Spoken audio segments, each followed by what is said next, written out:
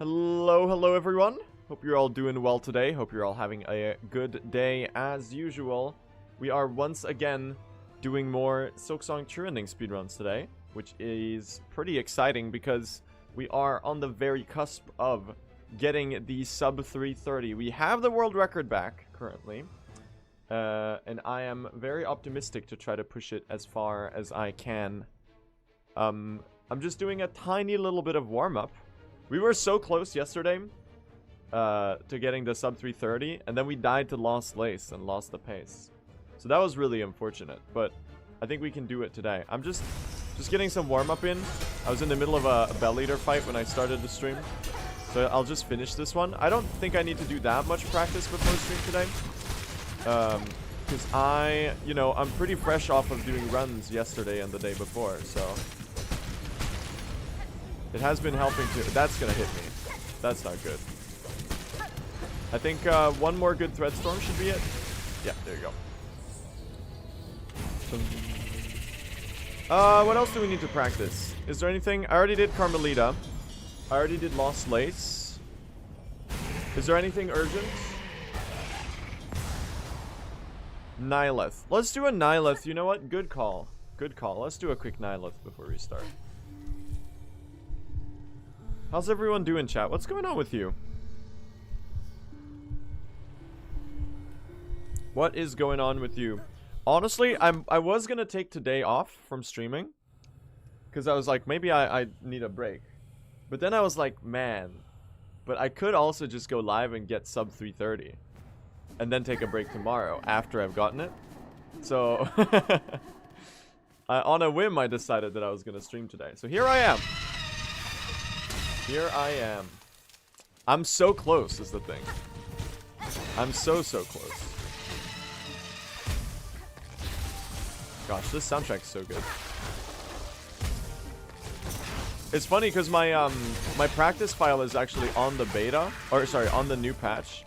So when I practice, I literally have less damage output because Thread Storm is nerfed. And it's both nerfed and bugged right now. So the extensions do barely any damage. So the fights are just harder on my practice file, which is funny. Because it's my Steam install and it updates automatically. I couldn't stop it from Oh, I'll punish that one. That kind of worked out. Should be dead in... Oh, I don't have any silk for the harpoon that I wanted to do. Don't have the silk for the Thread Storm I could have done there. Oh! Mispositioned that. The Nihilith OST sounds like wedding music. I kind of see it. I do kind of see it. Let's do one more Nihilith, and then we'll start, I think. You cooked your 9th Steel Soul save file attempt during the stream. Don't worry, we've all been there. We've all been there. I was there fairly recently. No, we're not running on the new patch, chat. We're sticking to the old patch for now. I'm optimistic about the next patch, however, because it's likely, despite the Threadstorm nerf, once we get the couriers and the silver bells adjusted, like the RNG fixes on those, or at least the bug fixes on those. Maybe not even the RNG fix, but the bug fixes on those. That's gonna pop off for this category. And then it's gonna be faster despite Threadstorm being really bad. We might even drop Threadstorm from the route entirely on the new patch. We haven't really timed it yet. But in theory, getting Silk Spear might be... Like, just running Silk Spear might be worth it. But it is kind of hard to know because we still need to go to... We still need to go to the right side of Greymore for the Crawbug clearing wish. So it's really hard to estimate what the route's gonna look like. There you go. Here's a decent Nihilith. I would kind of hate if we dropped Threadstorm, because Threadstorm is so versatile. Silk Spear is so much more awkward to use. I think Like, it is, if it happens, it happens. There's not really anything we can do about that. It's just like the state of the natural thing that happens with speedruns, where things get routed in and things get routed out and something and stuff like that. But I think like the thread storm is so iconic. It would be a bummer if we didn't use it in the true ending speedrun. Because like the thread storm is the thread storm is the Silksong spell, you know? And it's cool that this category had like a different flavor to any percent. Do you think Threadstorm is over nerfed? Yeah, I do. I do think it's over nerfed. It's more so that it's currently bugged. Like, if it were just the nerf the way that they intended for it to get nerfed, it was fine. It would have been okay. But the problem is that the extensions are currently gutted, where they deal like 1 or 2 damage per tick, which I don't think is on purpose. It might be a rounding problem. I don't really know exactly why Threadstorm is broken right now.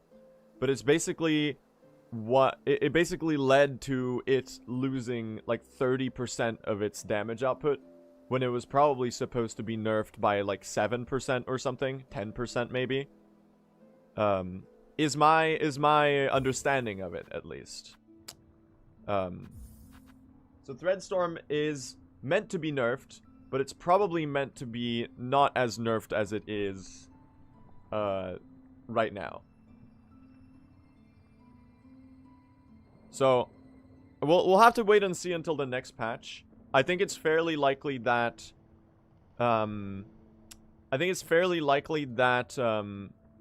the next patch will be really, really good for Silksong speedruns, especially for the 100% and true ending categories. I'm very optimistic. I think Team Cherry have shown themselves repeatedly to listen to feedback from the community and take that at least into consideration when adjusting stuff in their game, especially with Silksong, even more so than in Hollow Knight. So I'm optimistic that we will get a really cool patch soon. Just like the fixing of the RNG is already so huge and so appreciated that it's gonna be great. For now, though, we have to tank the pin RNG. Sadly, we do have to tank the pin and the silver bells. Anyway, chat, welcome to the stream. Use Cradle today? You know what? We haven't used Cradle in a while. Cradle, I think, is my least used menu option. There you go. I do think that Threadstorm is Silksong's fluke nest.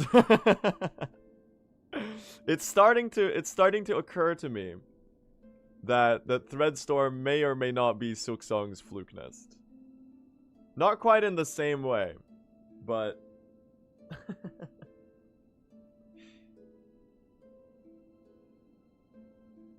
Flukeness never got nerfed though? No, it did. It did. They gutted Fluke Nest, but it was accidentally gutted in a broken way where it became even stronger.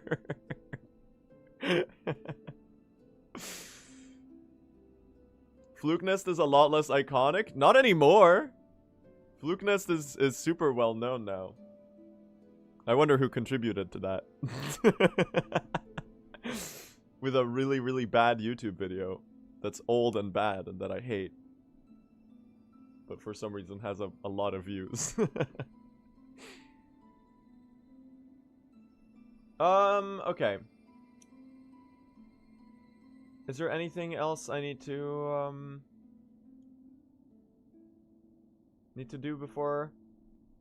I might need to fix some fake golds. Were there any major fake golds that I got in run? This one looks kind of fake. There's a couple fake golds like everywhere. Not much I can do about that because I keep forgetting to split. Well, I should just get the manual timer, chat. Or sorry, get the auto split set up. I really should just get the auto split set up. but it's whatever.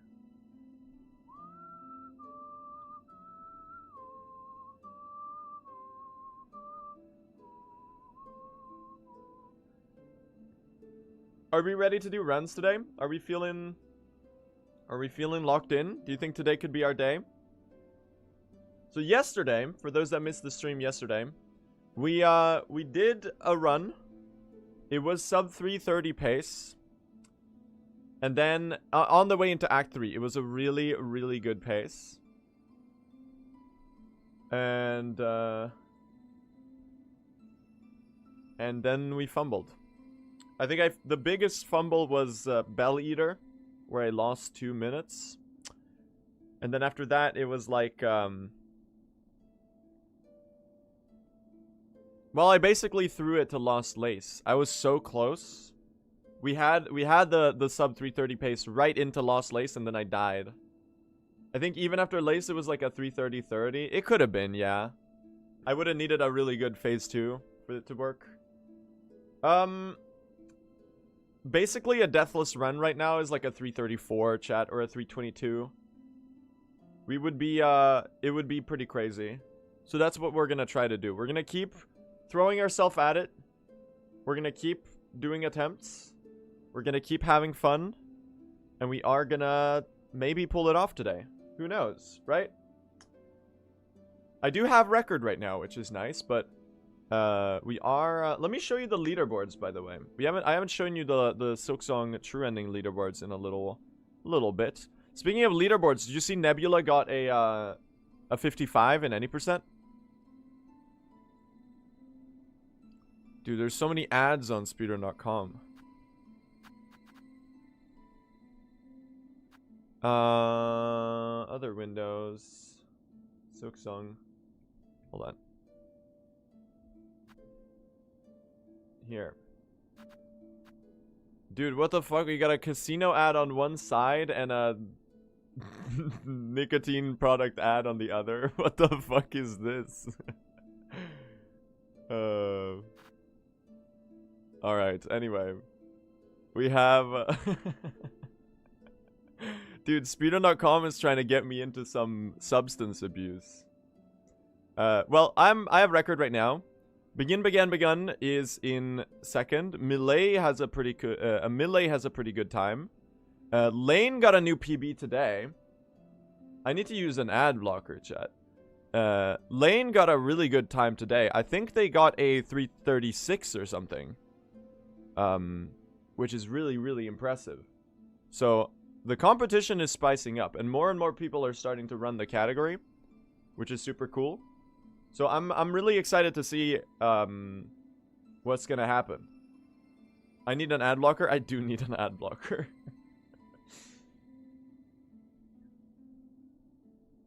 Anyway, no, I'm not on the new patch. I should explain that before we start. I'm not on the new patch yet. The new patch released is the exact same as the beta patch that was in beta for the last couple of weeks, or like the last week or so. It has the fixed fine pins, which is about a 1.5 minute time save. However, it doesn't have the couriers or the silver bell fixes yet, so that's likely going to be in the next patch. And Threadstorm is really nerfed and also bugged in a way that makes it even more nerfed.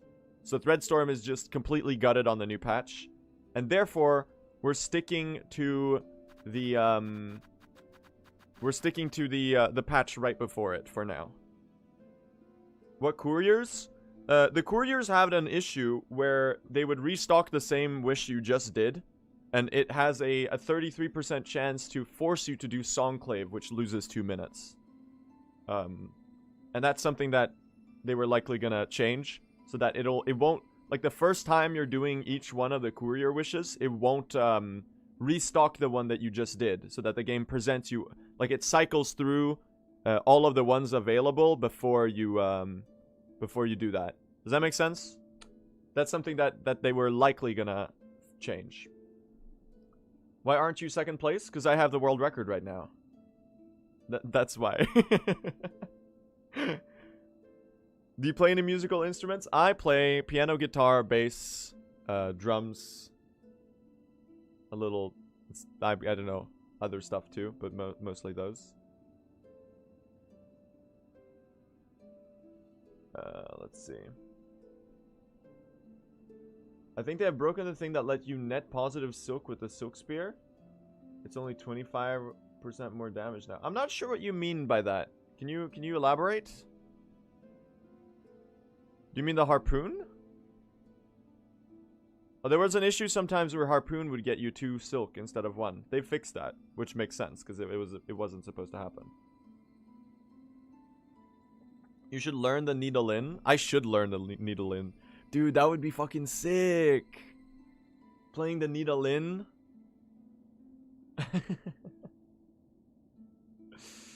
Does the speedrun still count if it's not on current patch? Yes, this is a valid run. So the leaderboards right now are not a current patch leaderboard. All of the patches are allowed. However, likely as the patches start to diverge more, we might see...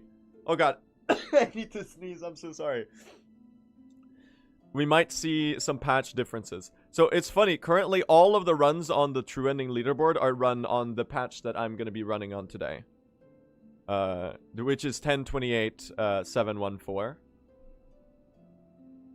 Anyway, let's get started. Can you please start already?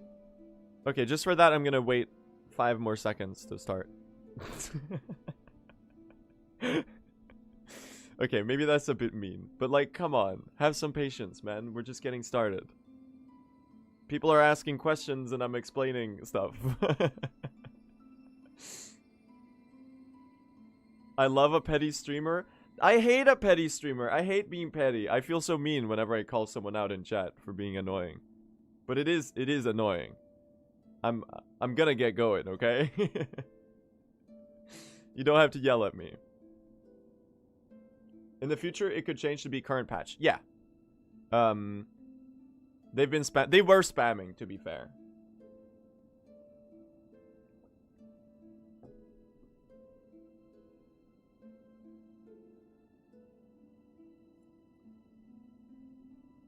Saw an interesting question there. Where was that? Would you be open to future game testing for Team Cherry? If they asked me, I would in a heartbeat, I would say yes. I doubt they would ask me though. They like to keep their team pretty small, and they already have really good game testers. Like especially, I think Simo and Benji, the lead playtesters for Team Cherry, do such an amazing job, and they're obviously the game is good, right? And part of that is due to their testing and feedback to Team Cherry to adjust things. I think Simo and Benji are awesome. They're also did you know they're also the admins of the Hollow Knight Discord, the official Hollow Knight Discord.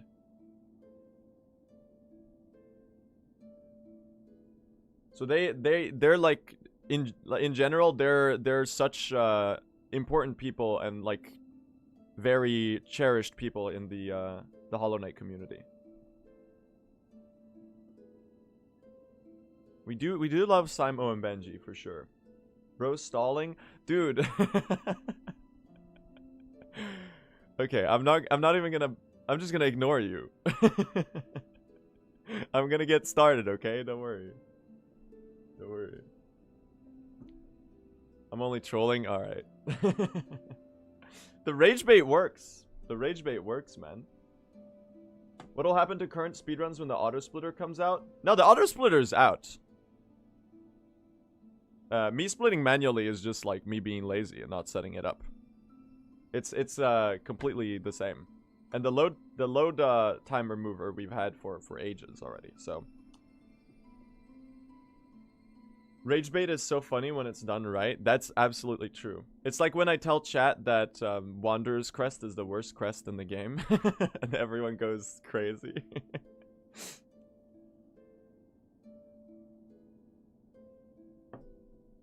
I'm joking, it's not true, okay?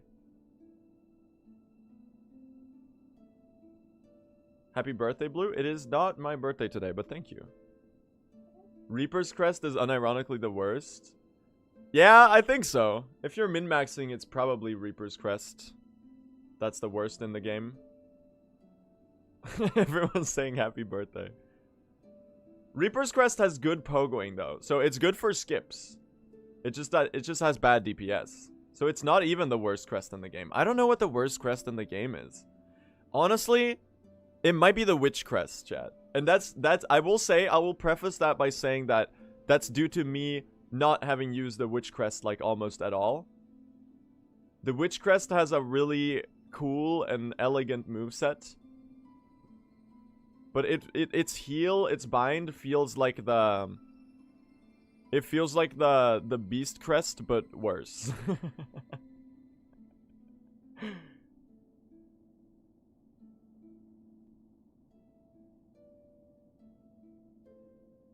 It does have 3 blue slots. You know what? I take back my rage bait. I don't know what the worst crest is. I don't know what the worst crest is, chat. I'm sorry. You caught me. Crest tier list. It's really hard. They're all really interesting. They've done such a good job at balancing them and making them unique and have, like, already the fact that the crests exist are pretty cool. And that they make such an impact on the gameplay. But then they're also somehow like pretty damn balanced, I think. Anyway, we should get started. Live for 30 minutes without starting a run. Dude, just chatting streaming is like the best. Let's get started. How about we get started, okay? Let's go. Chat's getting annoyed at me for not getting the run going. Dude, it's so nice to just sit and talk about shit. Turns out it's enjoyable. Alright. Shamans is the worst crest easily? Nah, dude. You're not getting me with that one. That's rage bait. That's not true. Shaman's crest is like the best crest in the game.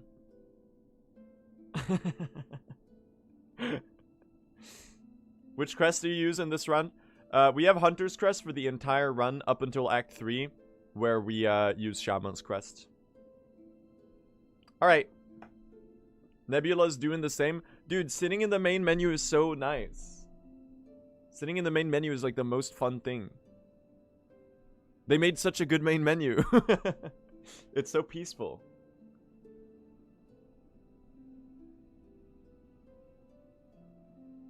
Breaking news, Blue SR says he hates Silksong gameplay and prefers staying in the main menu.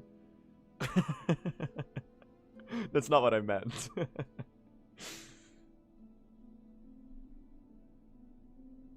Alright. Here we go. Let's get going. Farming Steam hours. I'm on GOG, actually. My Steam install is my practice install. Okay.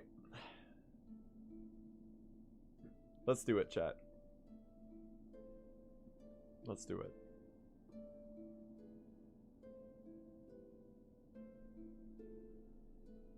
You ready? Are we ready, chat? Are we feeling like today might be the day? Sub 330? I can sniff a world record 3 hours and 20 minutes from now. You think so? Who knows? Let's find out.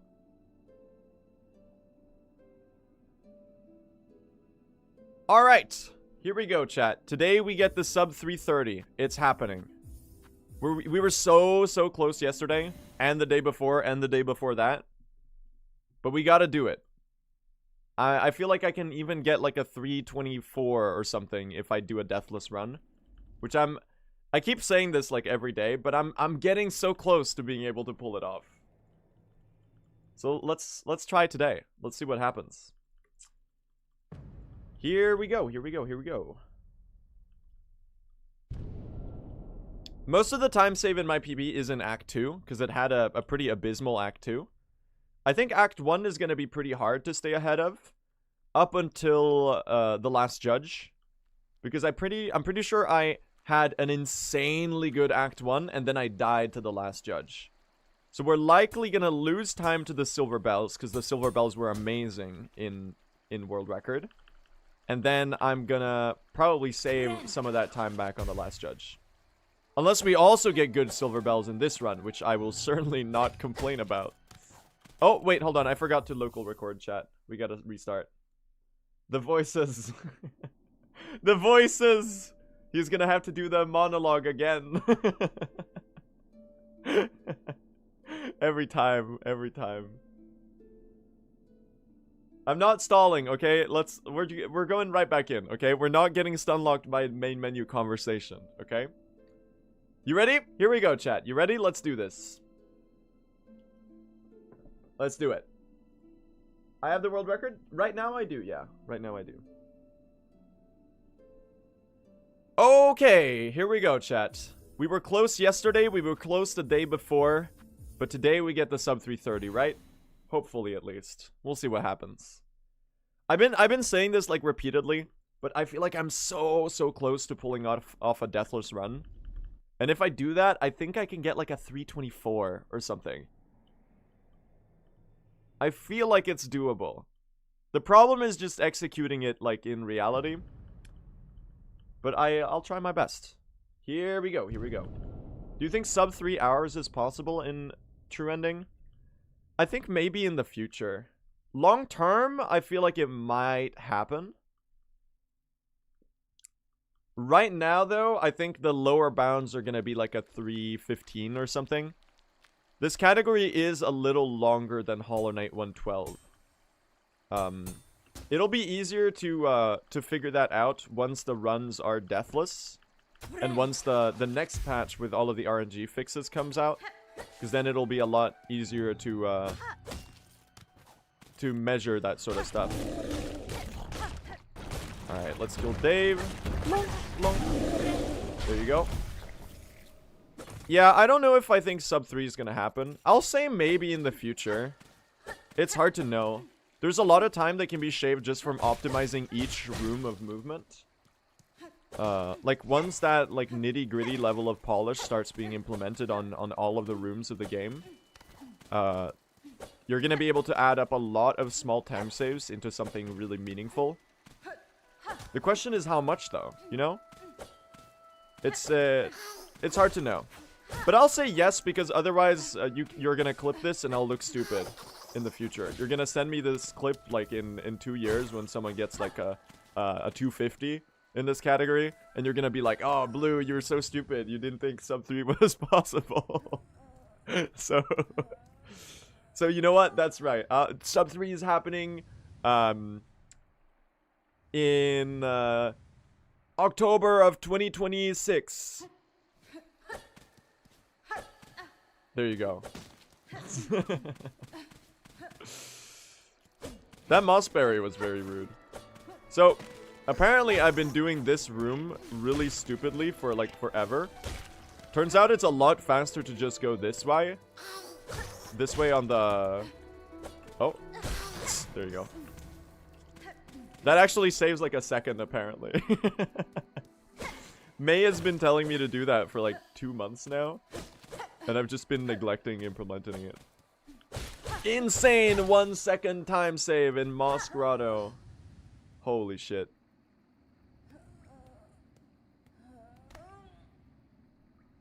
It's free time save.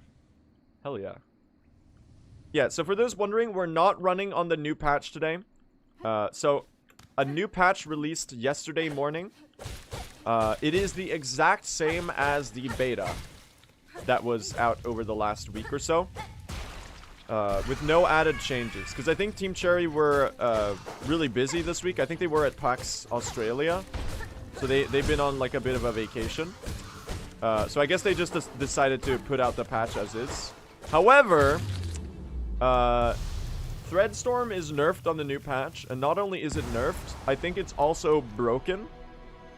Where there is an issue with the extensions. Where the extensions were meant to be nerfed, but they got gutted by accident, I think. So they're really only dealing 1 or 2 damage per tick on the extensions. So like the main consequence of that is that the total damage of the spell was reduced by like 37% or something. when I'm guessing it was probably meant to be nerfed by like 10%. Which makes sense. I think Threadstorm was definitely probably needing of a nerf. I think it's understandable that they adjusted it, because it was just like objectively stronger than any other spell in the game. However, I do not think that the extensions being bugged are... You know, I don't think that's intended. Because it just doesn't make sense that they would nerf it by like 30%. Because that's like a lot. So hopefully... So because of that, I don't really know why they put out the patch in the state that it was. But likely that'll get fixed in the next patch. And then we'll see what happens. So it'll likely get buffed back up a little bit in the next patch when they fix that. And the next patch is likely also going to have some of the other RNG changes that we were hoping for. Such as the couriers being fixed and the silver bells being fixed. Or at least the bugs with the courier and the silver bells being fixed. Maybe they'll actually increase the drop rate of the silver bells too. In which case, that's going to be amazing.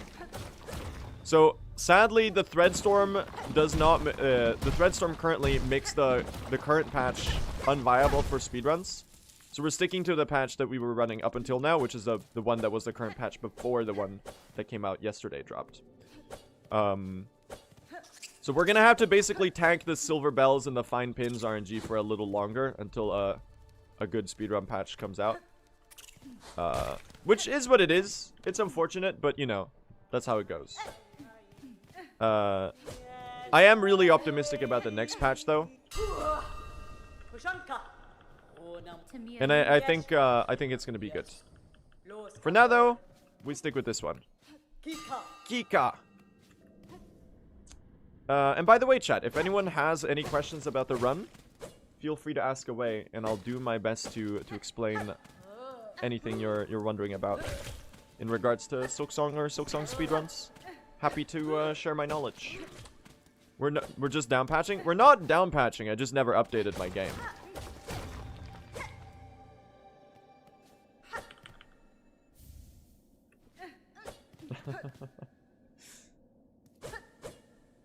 How do you remember the route? You can just memorize it. It's not too bad. A lot of the run is divided into pretty neat like chunks. And it's a lot easier to remember like those chunks in succession rather than like each individual little thing in succession, you know? So like when I'm doing the Sands of Karak segment, I just know, oh, I do Sands of Karak, and this is how you do Sands of Karak in True Ending. These are the things you get in Sands of Karak in True Ending. Instead of being like, oh, first we fight the Great Conch Flies, and then we enter Sands of Karak, and then we get Chakra, and then we get the Flea, and then we get the Flea, and then we, you know? It's more of like a... You create those like little building blocks in your head, and it's really easy to keep the route together.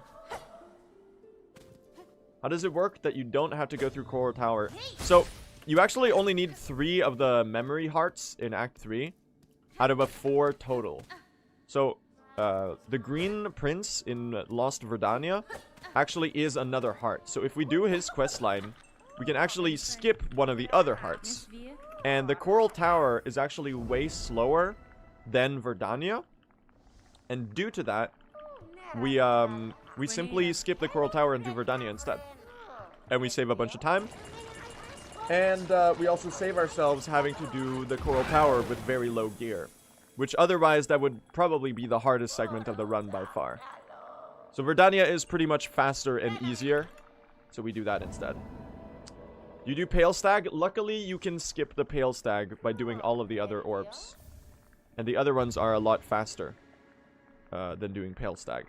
If we drop Threadstorm on the new patches, which might happen because it is still getting nerfed, just not as hard as it probably did on this one.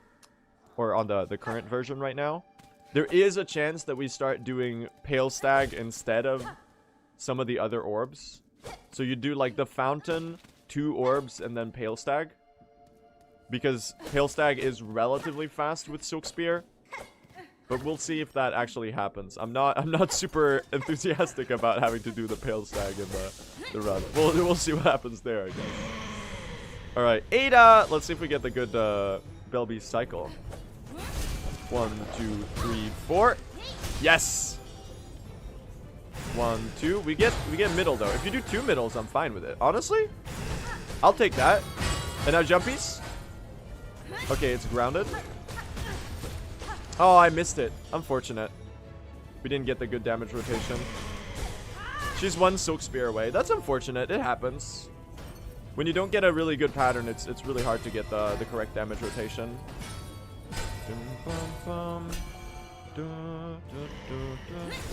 Oh my god, I missed the needle hit. Okay. Slight time loss here, but it is the first run of the day, so I'll cut myself a little bit of slack here. Ada! There you go.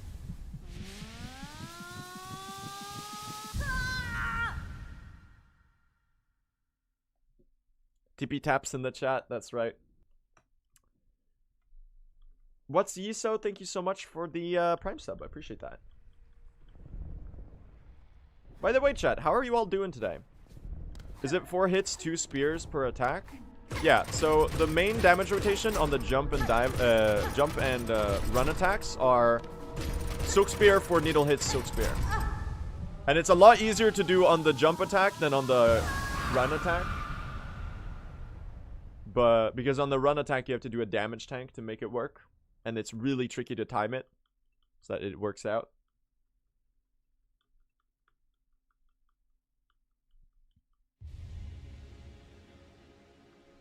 Alright, now I do gotta remember that you can do a quit out here to save 2 seconds. There we go. Nice. I'm procrastinating work. That's so relatable. Very, very relatable. What's the biggest time save on your world record? I think in record, I died to... There's a couple silly deaths still in there. There's a couple silly deaths all over the place, really. Act 2 in all was just, like, completely abysmal.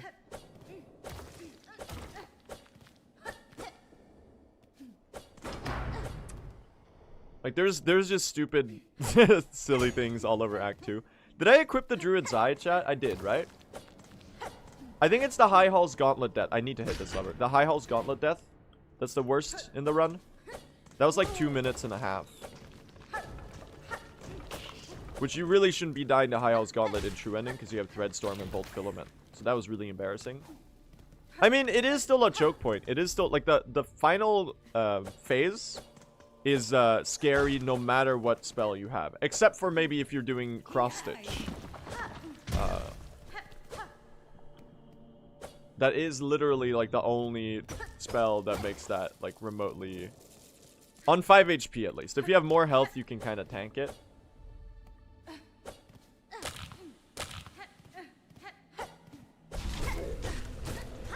No, we didn't get record yesterday, chat. We missed it by a couple seconds. Because I died to Lost Lace. Oh my god, I like this pattern. Oh my god, I like this pattern. I love when he gets, like, pinned against the wall.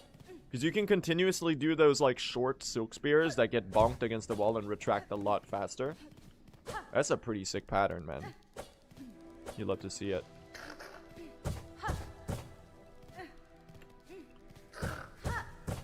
Plunk. Flee friend. Awoo!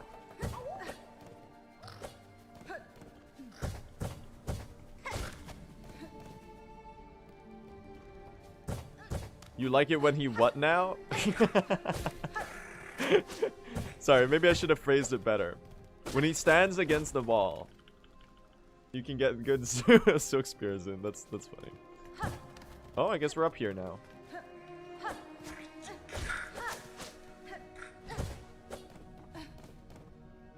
Why are some fleas sapient and some not?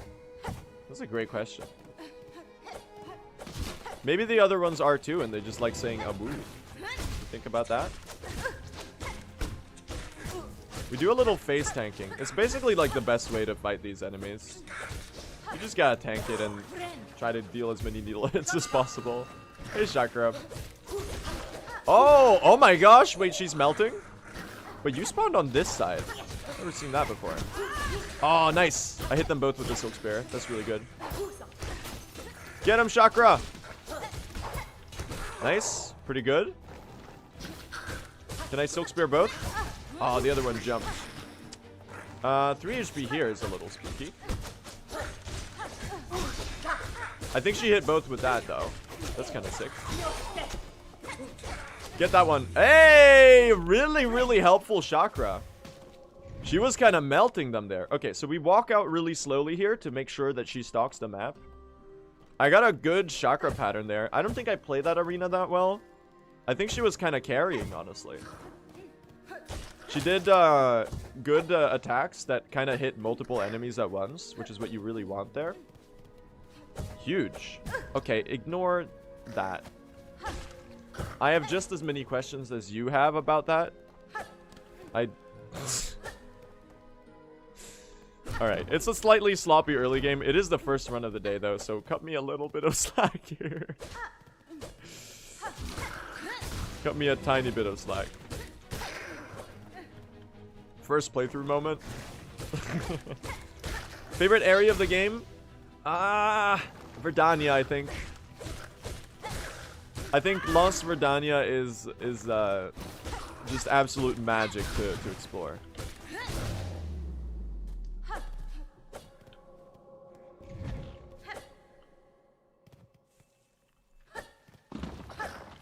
Nice.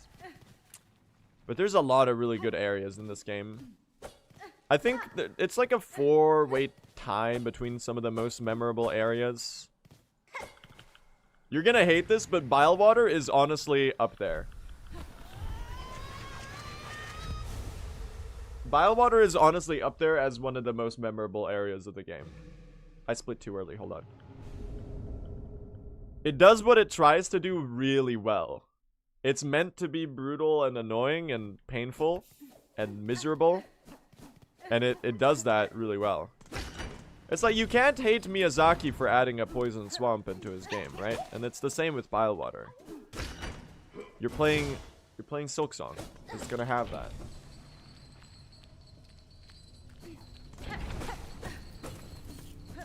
I really like the mist. The mist is really cool. I don't think it's quite like prominent enough in the game to be my favorite area. But the concept and the way that they executed it is super, super interesting. And I really like it in speedruns. Because it's got a lot of depth to it. Which I think is really cool. Like the mist was such a fun puzzle to try to understand at the start of the game's lifespan. Like obviously it's no longer the fastest route. But it was really cool while we were learning it.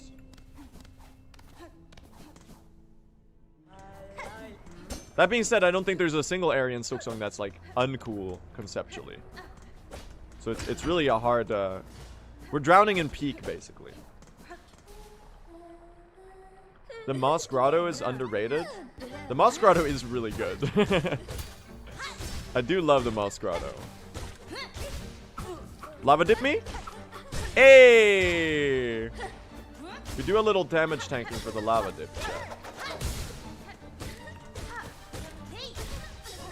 Don't like this pattern though. This is really slow. Yeah, slow pattern. Hit him with the Hornet Shuffle.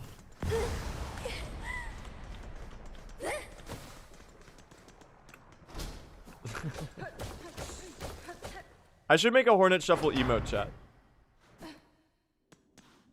We do have the Hornet Dance though. We do have the Hornet Dance. That one's really good.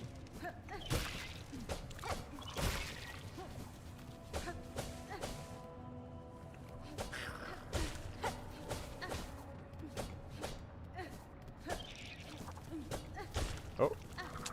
Let's do some schmovement, chat. Let's do some schmovement. There's no lace 1 split anymore? There is. We just finished that sub-split folder. So I have something called sub-splits on my timer, which is basically that the sections of the run are sometimes divided into like a nice little folder that opens and has like a whole section of the run in it. And then when I finish it, it gets like wrapped up. So right now, that's why you see the caravan over the split that we're currently on. That's like the sub-split folder that we're on We're on the caravan folder. Yeah, because Lace was part of Deep Docks, exactly. Exactly. You've got that just right. Alright, let's get some hokers, chat.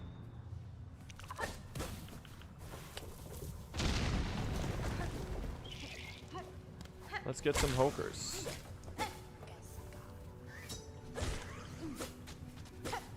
I don't think I can get up and pogo that one, sadly. We need your rosaries. Where are you? You're all the way here. Okay. Well, let's, wait, check this out.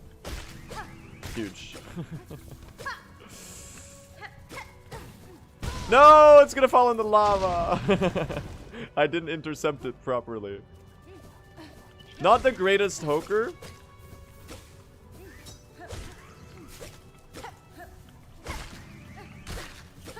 I don't think it's worth to go up for that one.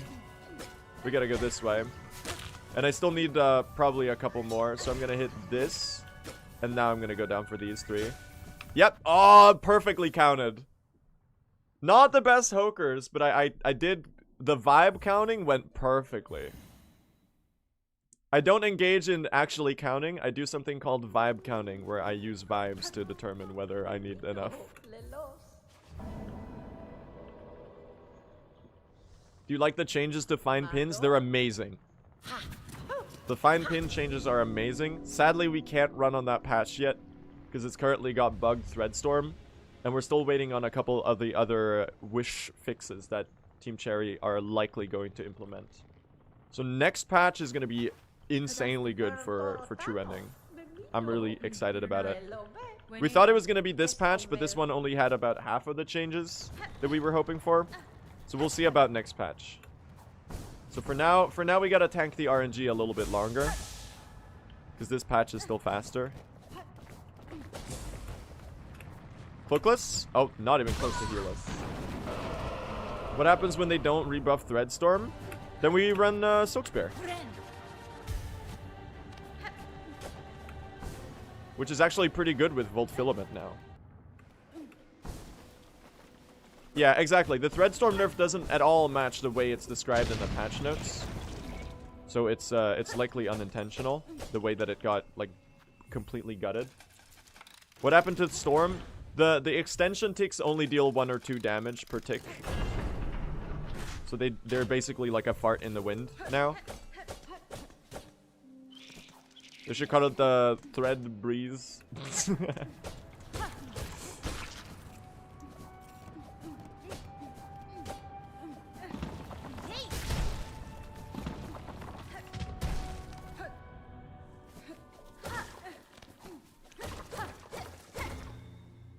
It's a cross-stitch angle. We can't do mist in this category, sadly.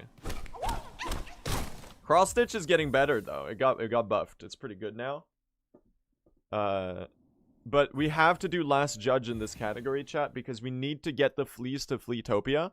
And one of the requirements to doing that is getting them, like, traveling with them to the Blasted Steps. And to do that, you need to have Last Judge killed, because they won't travel to the Last Judge's arena. It's not like with Morwing, where they, like, block the Morwing fight. They straight up just don't travel.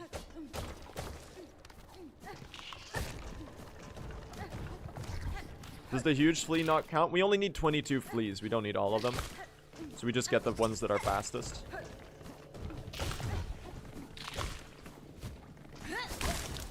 Sadly, that includes Krat. Dude, this movement, though. The fleas fear judgment. Nah, they're pure of spirits. They're very pure of spirits. They would go through. Just like Sherma was let through. Easy. They would get let through. Not Krat, though. Krat would get hit by the spinny attack. Barishkava. Barishkava.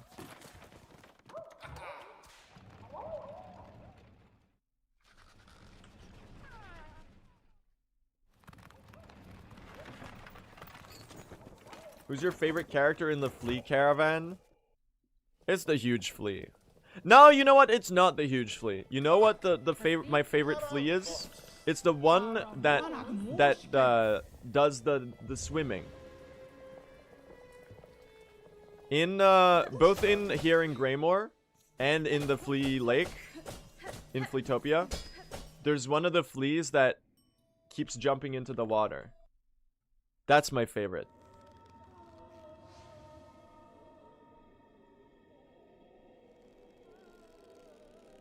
They're very cute. Because they keep cannonballing into the water.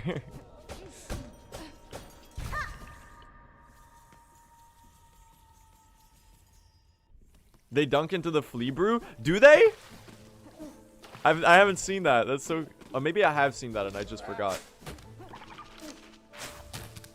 They do. Oh my god, that's amazing. This game is so good, man. That's so cute. No way. I know. I love the one that sleeps on the bench too. That one's pretty cute too.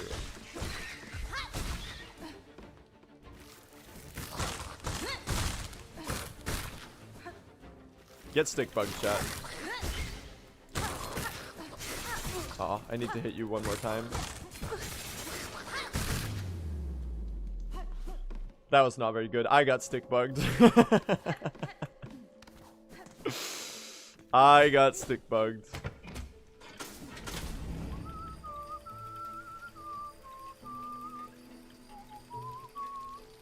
Do you think that they should buff or nerf Flea Brew? I think Flea Brew is really good as it is right now. I don't think it needs any changes whatsoever. Do you think this will be Game of the Year? There's like pretty much 4 insanely good contenders for Game of the Year. I obviously think that Silksong should get Game of the Year, because I think Silksong is the best game ever made. But then again, you know, I haven't played Expedition 33, and people are like really, really excited about that game. So I should get around to playing that too at some point. But it's cool to have a year where like there's like pretty much all of the Game of the Year candidates are ones that you could like really celebrate if they win. The non-triple A's are winning. And the triple A's that are really front runners too seem to be really good as well. People are talking very well about Donkey Kong Bonanza and Ghost of Yotei. Do you think Ghost of Yotei is a Game of the Year contender, chat? Has anyone played it? Was it good? I think people were saying it was pretty good. Oh my god. Okay, hold on. We're gonna lose 10 seconds here. I should look at the screen when I play. Guys.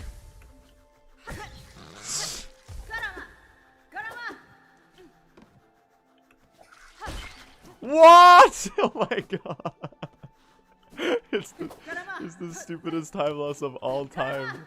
Oh my god. We're gonna lose like 30 seconds here for absolutely no reason. I'll play it. I'll play it. It's really dumb though. It's really dumb though. Oh my god. I'm so stupid.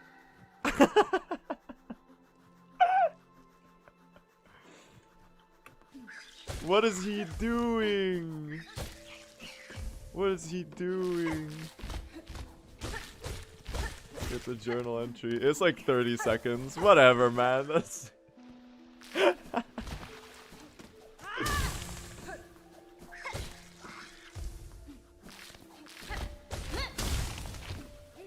You should send this clip to anyone who tries to claim that I'm like one of the best speedrunners. Because sometimes there's like people who I guess have only watched like the major content creators for Silksong or for Hollow Knight, and they're like, oh my god. I see it in YouTube comments like, oh my god, this Blue SR guy though. Wait till Blue SR sees this. And it's like a modded thing. Oh my god, the time loss.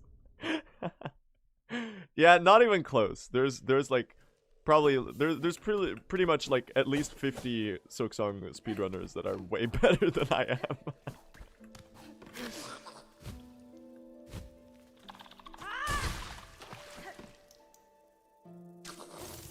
I better hit this, though.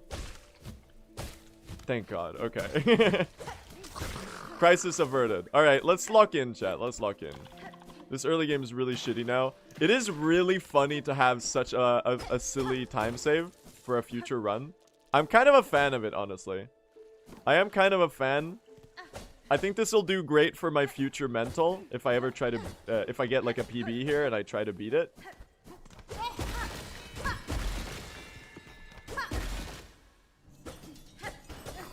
To have such like obvious time save in early game so I can feel good about myself and be ahead a little bit at the start.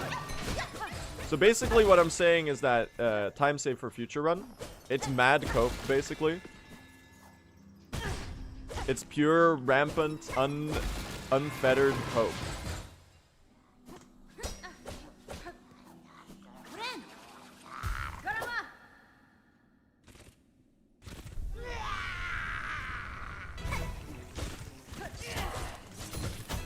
Oh, did not mean to do that.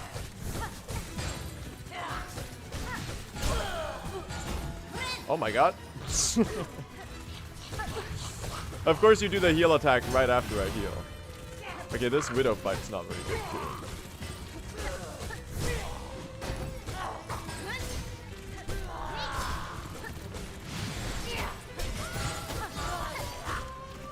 This fight's so much fun. Honestly, Widow, top 5 Silksong boss fights.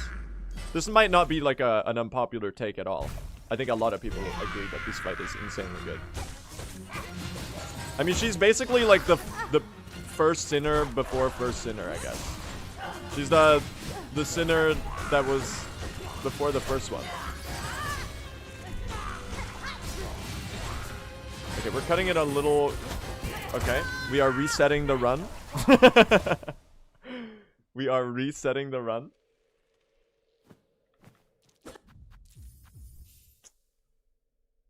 You know what? Maybe that's for the best.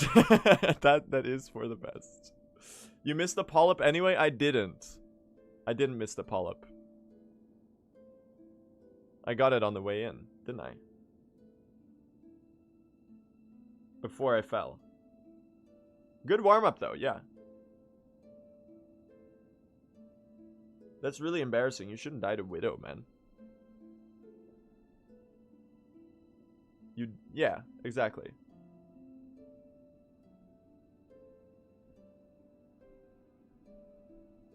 Oh, we go again, right? We go again. Okay. Okay, we were so close yesterday. We were so close the day before, but maybe today is gonna be it, chat. Sub 330 today. Let's do it. I'm so close to being able to pull this off. If I get a deathless run, it's like at 324 or something. It's gonna go crazy. There's time save like everywhere. And I feel myself slowly getting better little by little every day. So it really is just a matter of time. I'm just hoping that this run is it. Here we go. Let's do it. Let's run some true ending. You'll do it? You think so? We'll see. It is a really hard run. And I feel like if I ever get on a really good pace, I'm going to get nervous and that's going to make me throw. But I guess let's wait and see. I can only really try my best. So that's what I'll do. And then we'll see what outcome, you know, actually happens.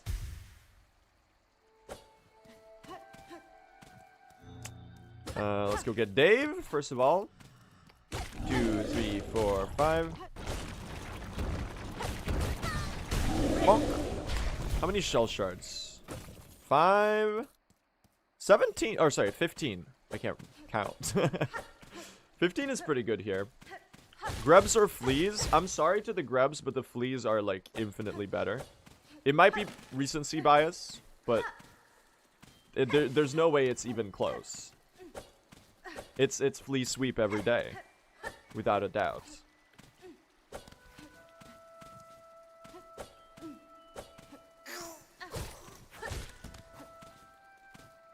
Alright, mossberry time. So, turns out in Moss Grotto... Oh my god. Got the meanest mossberry ever. Turns out in Moss Grotto, I've been doing a bad strat in the next room for like a month now. And there's a really free 1 second time save that I could have been implementing like ages ago. So yeah, do the grubs have a flea that dives into the pool in Greymore and in Fleetopia? Is there a grub that dives into the pool? I didn't think so. Case closed. Alright, so... Oh. So apparently going this way is just faster. Here we go. Get the Mossberry. That's like a second faster than doing the other side, believe it or not. It doesn't feel that much faster, because you would think that you would want to go towards where the exit is. But there's a lot less, like, ledge grabs and stuff. Whoop.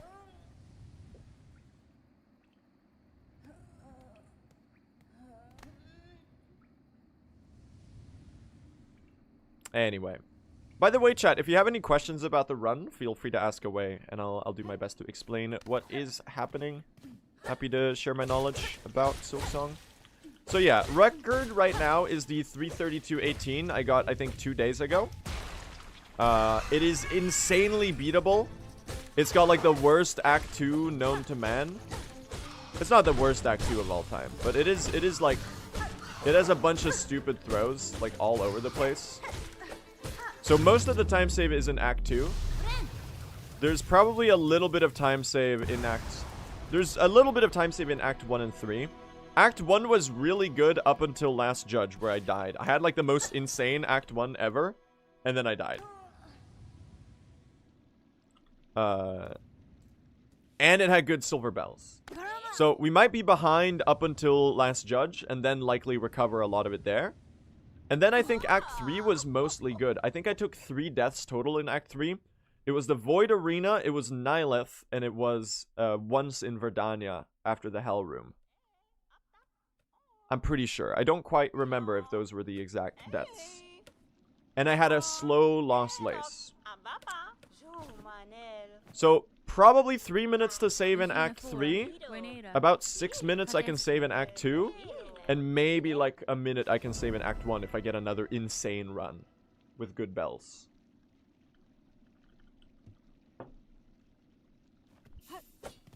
So, the time save is there. If we pull off a deathless run, then oh boy, we are going to be very, very far ahead. And I'm so overdue for a deathless run, chat. This category is obviously really hard, but I have been improving really rapidly, and I'm feeling my consistency like really set in. So, I don't know, maybe today is the day. Maybe today is the day. We'll see. And Sands? I think I can save like at least a minute in... I died in Sands of Karak, didn't I? See, Act 2 is just bad. It just had fumbles all over the place. Sands of Karak?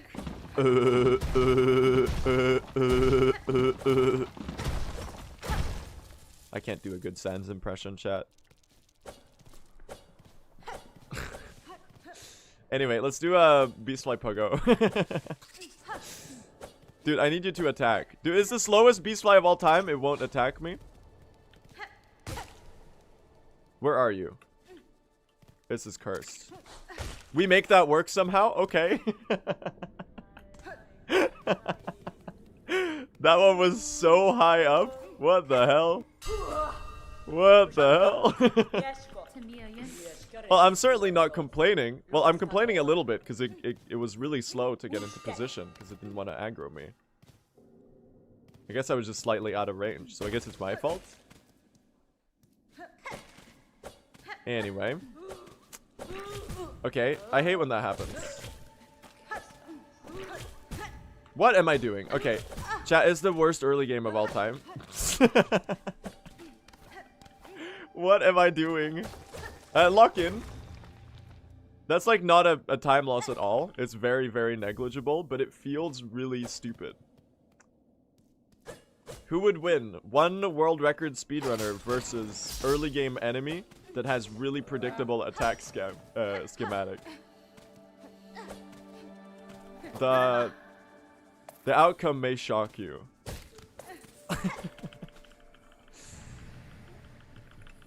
One world record speedrunner versus reading chat. I'll tank some time loss to read chat. It's worth it. You're all very funny. Most of the time.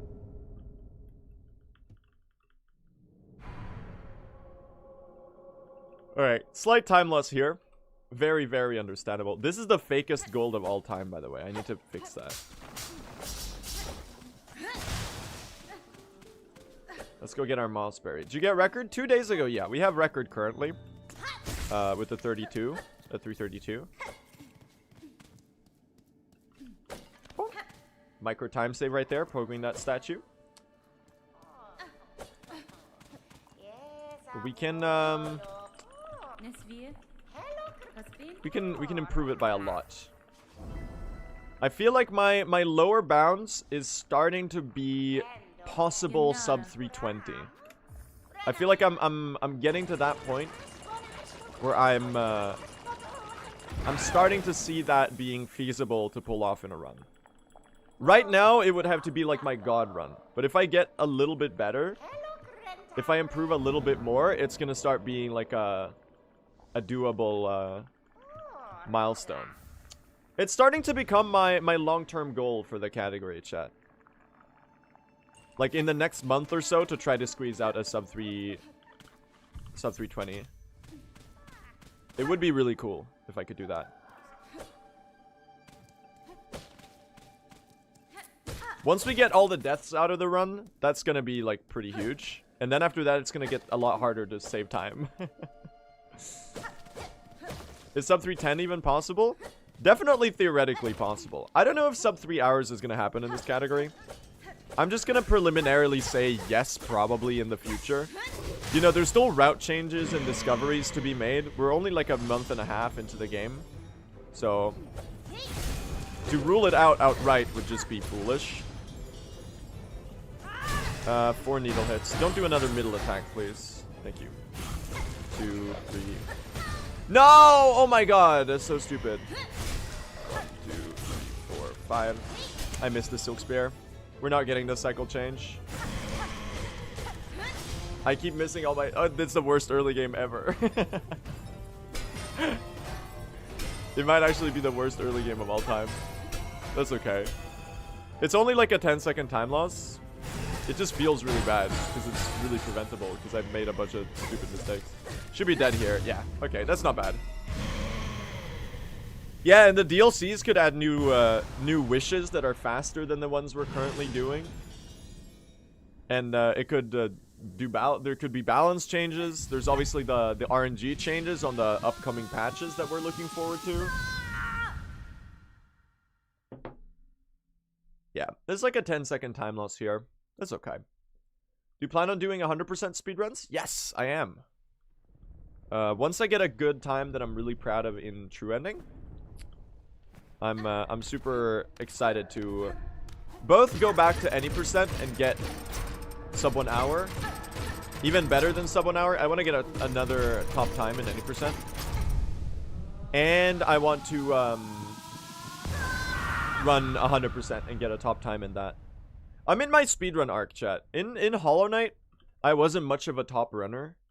And I was mostly focusing on like the streaming side and trying to be entertaining. For Silksong, I want to... It might be like unrealistic. It might be an expectations that I'm setting up for myself that isn't like really achievable. But I want to try to do both. I want to try to be a top... That's the wrong menu. Great, okay. I want to try to be a top runner and also do the content stuff on like at the same time. And we'll see if I manage to manage that. For now, it's going alright. For now, it's going alright. We are getting some world records here and there. I am still, like, dedicating myself a lot to, trying to be entertaining and, like, the streamer side of things. Because I've always been a bit more of a streamer than a speedrunner, after all.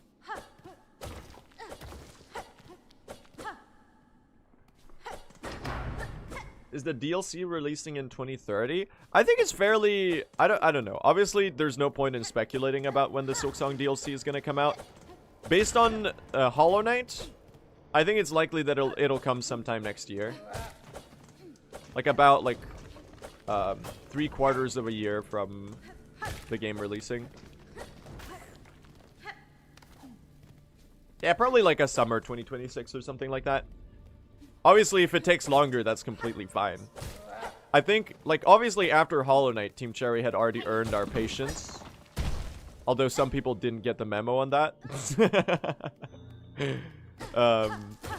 But especially after Silksong, I feel like they've earned all of our patience. Right? They've now delivered 2 insanely beautiful, fantastic pieces of art. And if I see, like, even a single person being like, oh my god, Team Cherry released the fucking DLC already, you're so slow, it will rage me. I'll be a Team Cherry defender.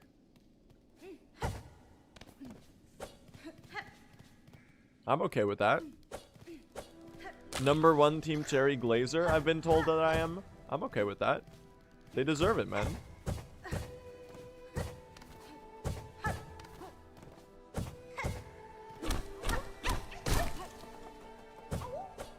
I feel like a lot of the time, speedrunners are all really doomer about patches and stuff.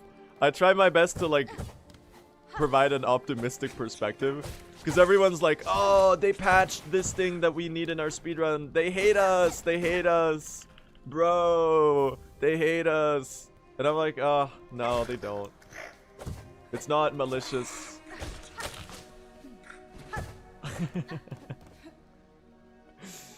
They're probably just going through their bug fixes. The bug reports that they get.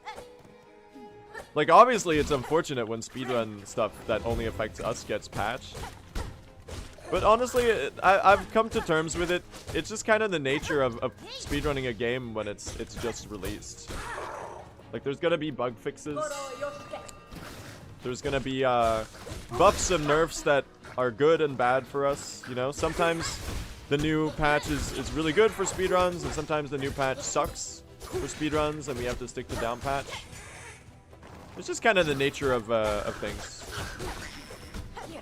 Like, we can't fool ourselves that we're the primary demographic of the video game. Even though, arguably, you could argue that the speedrunners are like the biggest fans of the game. But it's not like they've been, like, maliciously trying to patch stuff that impacts us. It's just that, you know, sometimes it happens. Like, obviously the speedrunners aren't their main priority. That makes sense. But I think they've shown that they care, and they've shown that they'll listen to our concerns. And even that, I feel like, is more than they have to do. I think that's something that's a thing that they don't have to do if they don't want to, and they do. Because they do care. And they're willing. Okay, well, we're resetting. They're willing to hear us out, I guess, on stuff, which is really cool.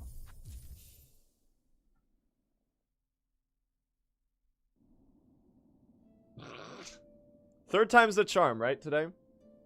Third time's the charm.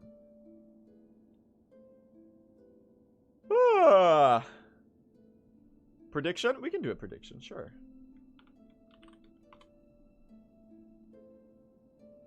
Blunk. I might have to become a doubter. Okay. I might have to get a Deathless early game so that you lose all your channel points.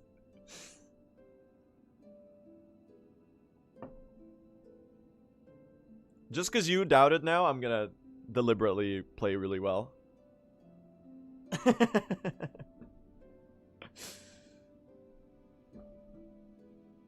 Alright, we go again, chat. Today we get our sub 330, okay? We were so close yesterday. We were so close the day before. But today we're actually doing it. No throwing in Act 3, okay? Here we go. No throwing allowed. I'm so close, chat. I'm so close. I don't even need a Deathless run. Obviously, if we get a Deathless run, I can get like a 324. And like obliterate the world record. But doing a Deathless run is really hard to do in like reality. It sounds doable in theory, and it is, and it's getting more doable by the day as I improve. But we'll see. Maybe I'll lock in and actually pull it off. Who knows? Is best possible time actually 2:55? No, there's a bunch of fake golds because I'm still splitting manually. I think my realistic lower bounds right now are like a 3:19. I need like a god run for a 3:19 though now. But if I improve a little bit more, I think the sub 3:20 is also gonna be like doable. I think I'm setting that as my long-term goal for this category, trying to get sub 3:20. For now, though, sub 3:30 is already gonna be like a pretty big milestone. It's gonna be the last half-hour barrier for a while, and I think that's pretty cool.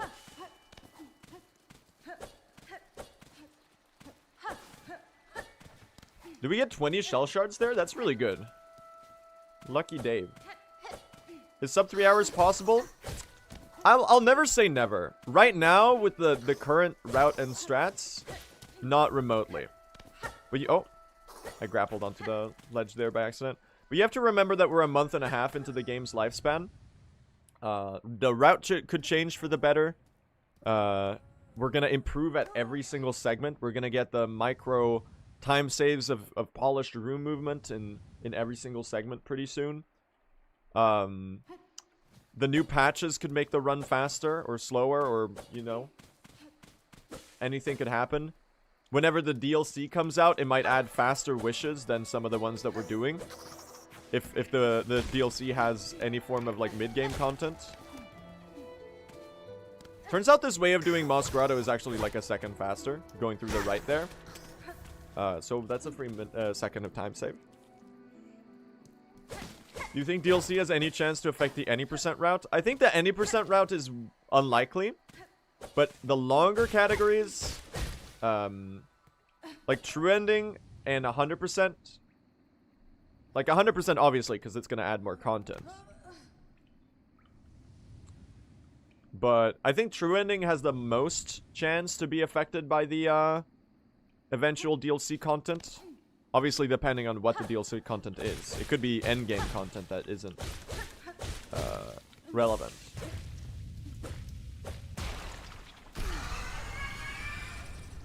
But yeah, usually, the thing is, usually with a DLC comes a whole bunch of fixes and balance changes and stuff like that that might affect speedruns. So even though the DLC content itself doesn't, it's still like a major update in other ways too. So it, you know, it's impossible to know. I do think that sub 3 might happen in the long-term future, like maybe 1 or 2 years in the future. We'll see if it happens though. Right now, it looks like this category is just straight up longer than 112% in Hollow Knight. Because I feel like when I had similar skill in 112% to what I have in True Ending right now, in Silksong, I don't know really what my time was. I feel like it was like a 340 or something. I don't know.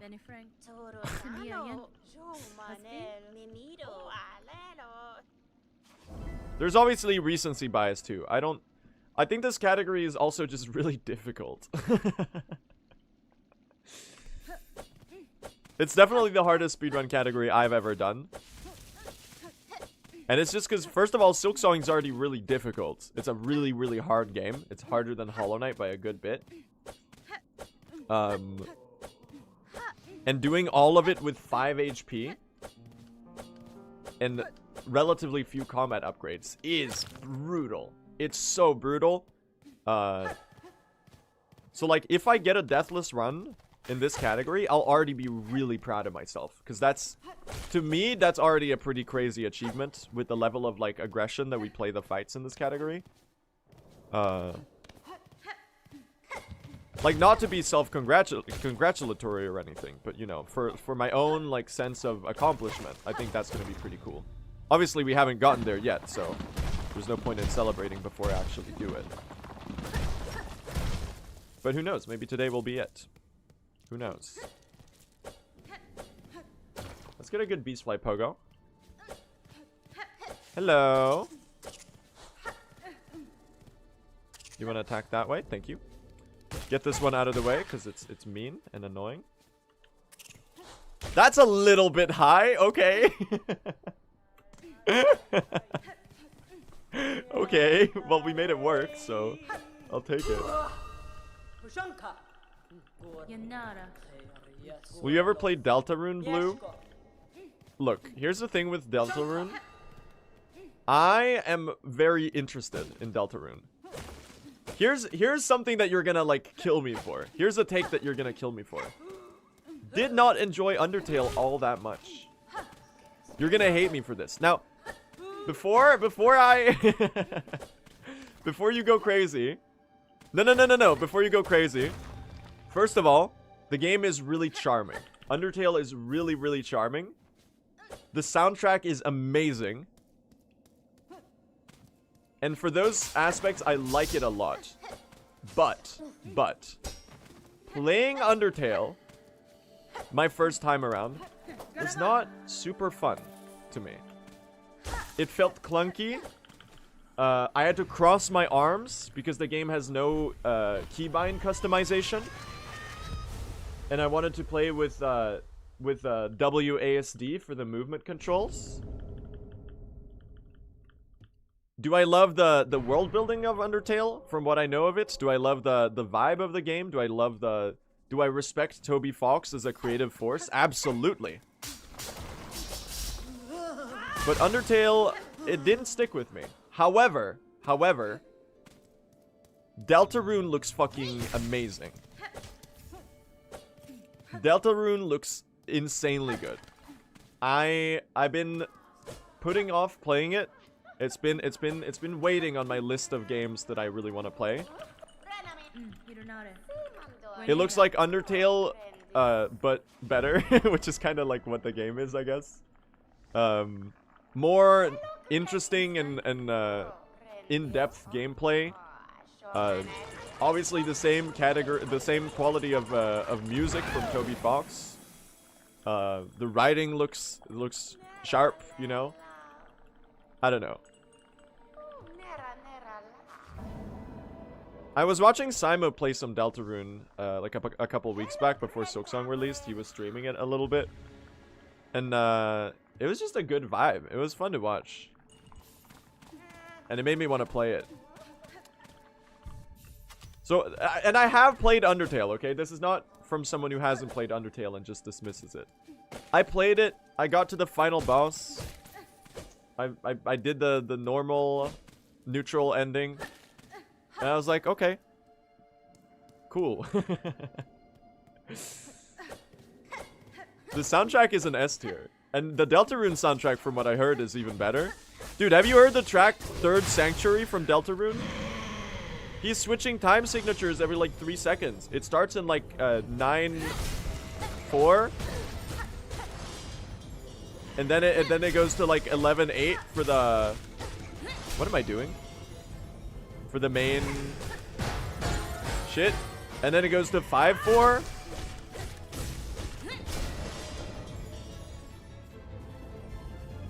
I don't have the silk to do this. Yeah, no. Unfortunate.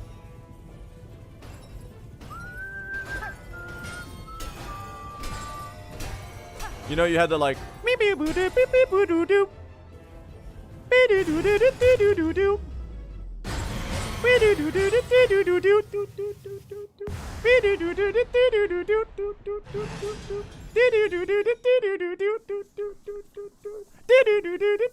you know.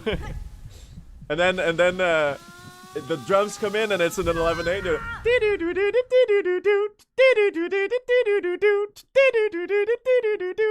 You know.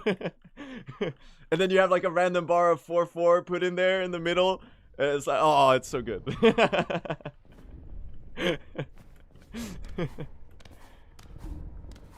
And then you have like the B part in 5-4 that's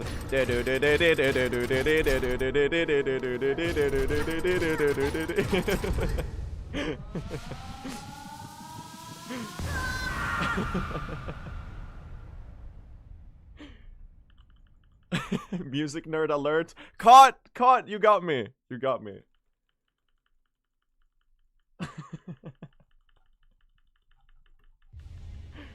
Anyway. Let's keep going. If you weren't there to understand that Undertale literally Undertale literally changed the game that people interact with and play games. Oh yeah, absolutely. Absolutely. I think Undertale gets a lot of its charm from subverting RPG tropes from games that came before it of the same genre.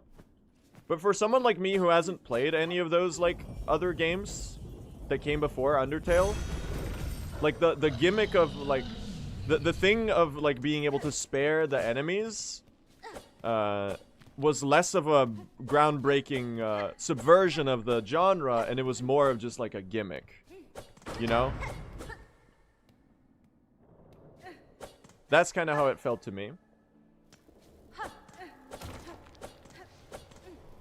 So I'm just not the right target audience. I'll go to bat for the soundtrack any day, though, dude. Ruins is such a banger.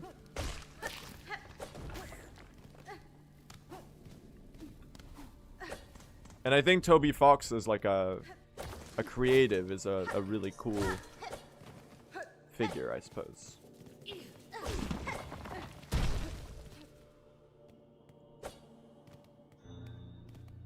I do love watching Undertale speedruns, though. Shay Undertale is my goat, for real. I am a fan of them.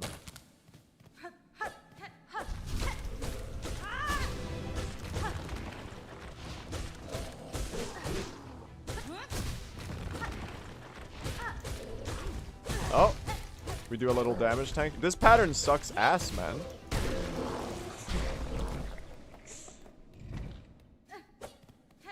So yeah, yeah, maybe I have the wrong take on Undertale, chat. Maybe I'm wrong on Undertale. I should definitely give it another chance at some point. Because obviously I didn't stick with it enough for it to, like, really show off its best parts. Because from what I understand, the best parts are, like, the stuff that happens when you do, like, either the Geno route or the pacifist route. And you get all of that extra stuff.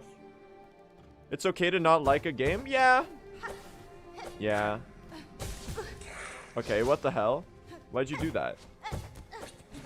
Literally worst ever pattern. I'll get the heal while waiting for this thing to bounce onto the floor, though. So that's like a not really a time loss. I need this ant to leave.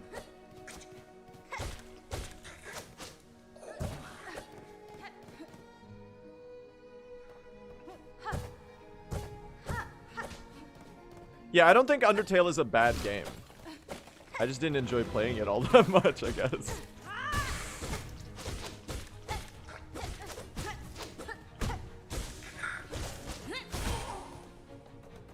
You haven't fought Sans? I haven't fought Sans.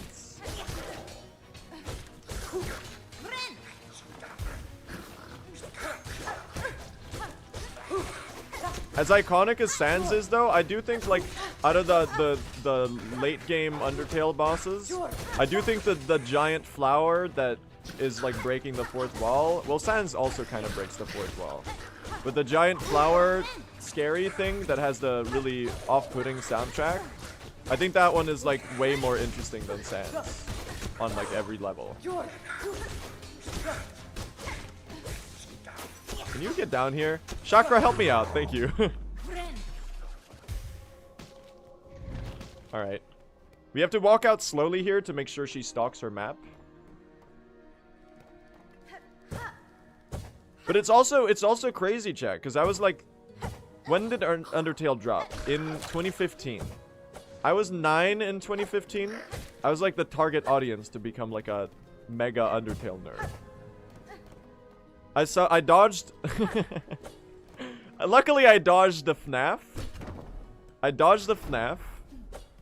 And all of the indie mascot horror.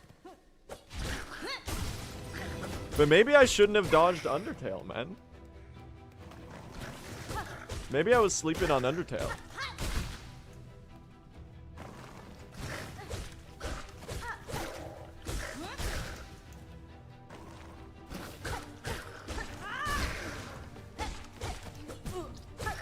You know what? As long as we're burning bridges, I don't get the FNAF hype either.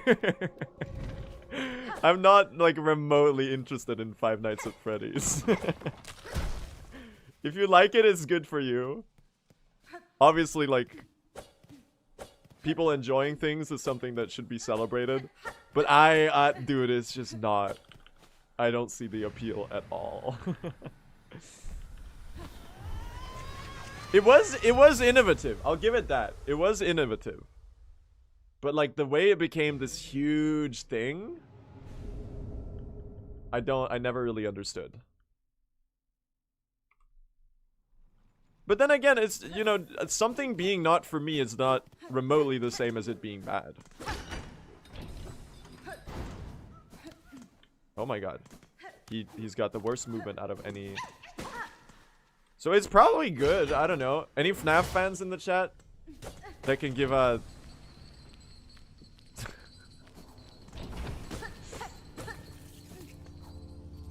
The thing is, like, the way FNAF fans talk about FNAF, they also don't seem to enjoy the new games all that much either.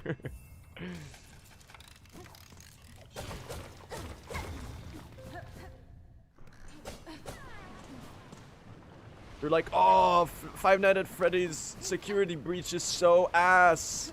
Here, game studio, have another $60. It's like how Pokemon fans talk about Pokemon games. Where like every year they're like, oh my god, they announced a new Pokemon game. It's gonna be the best game ever. And then it comes out and they're like, Game Freak, I wasted $60 on this. This is the worst. I'll never buy another Pokemon game. And then the next game gets announced and they're like, oh my god! This Pokemon game is gonna be the best game ever! And then it comes out and it has like major performance issues and they're like, whatever Game Freak or whatever studio made it, this is the worst game ever! I'll never buy another Pokemon game. What's that? They announced Glupshido is gonna be in the next Pokemon game? I have to buy it. For $60 and both versions. I need to buy Pokemon P and Pokemon Poo right now so I can get all of the content.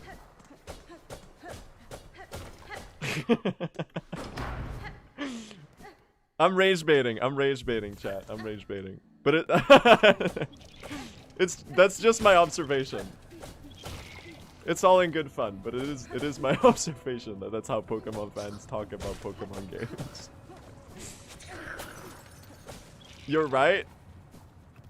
I need Pokemon fans to weigh in the chat.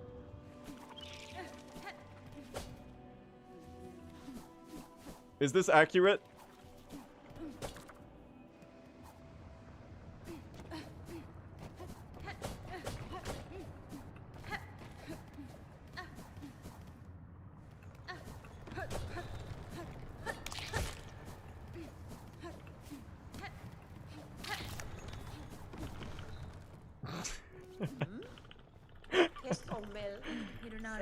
Can't wait for the YouTube comments on this VOD. Nah, it's funny, man. It's funny. It's all in good fun.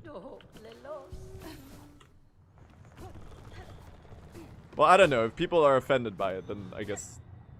Sorry. I'm not, like, serious. Here's the thing. I feel like people are, in general, and this is something that I share as well. This is just an observation about how internet culture is. I feel like more and more in the current time, and this is something that I relate to as well. We're a lot more formed by our interests, in the sense that we, our fandoms, I feel like we create our personality more based on what fandoms we're part of. This might be like a Gen Z thing, or maybe it's like a complete bullshit observation. At least on the internet, the way people act and like kind of characterize themselves on the internet. So like, my entire personhood on the internet is basically that I'm a Hollow Knight fan. So, because of that, I do understand why people get pressed when someone criticizes the the thing that they're a fan of, right? Because like, let's take me with Hollow Knight.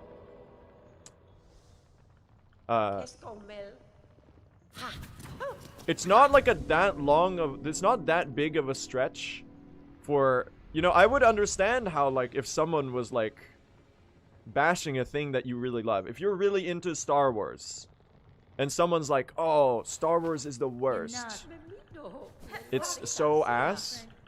You who has made being a fan of Star Wars at least a part of who you define yourself as we this might be sociology posting. I might be sociology posting right now, where we're less defining ourselves by what job we have in the younger generations, and more defining ourselves about our interests. Because in the past, you know, your job was literally who you are, you know? As, like, to an extent where literally, in a lot of cultures, your surname is literally just what job you have. So, like, oh, you're a smith? Then, fuck it. Surname is a Smith. You're now Bill Smith, right? Whereas now, I think us young people, and this might have been happening for a long time, but I feel like I see this in my generation. People don't want to be defined by their job, which makes a lot of sense. And that's something that I also wouldn't really want to. Like, unless they, like, really love their job, people see their job more as a means to keep themselves, like, financially supplemented in order to actually pursue the hobbies and the passions that they have in their actual life. You know? Does that make sense? Am I onto something here? I might be. This might be complete bullshit, man. This might be complete bullshit.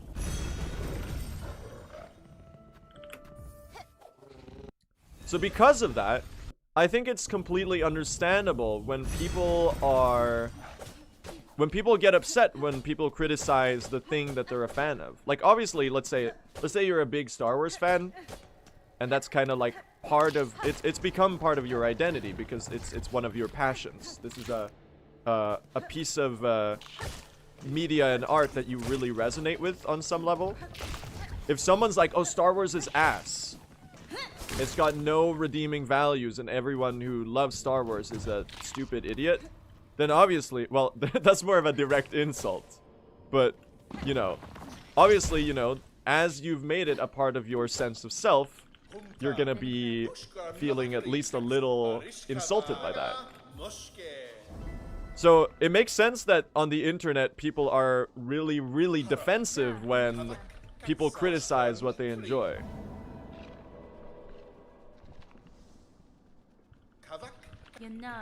That's right, dude. You came for the Silksong speedruns.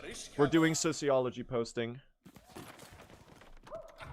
Maybe I should study sociology, man. I've been trying to figure out what I want to enroll in university for. You can criticize what you enjoy? Oh yeah, absolutely. For sure.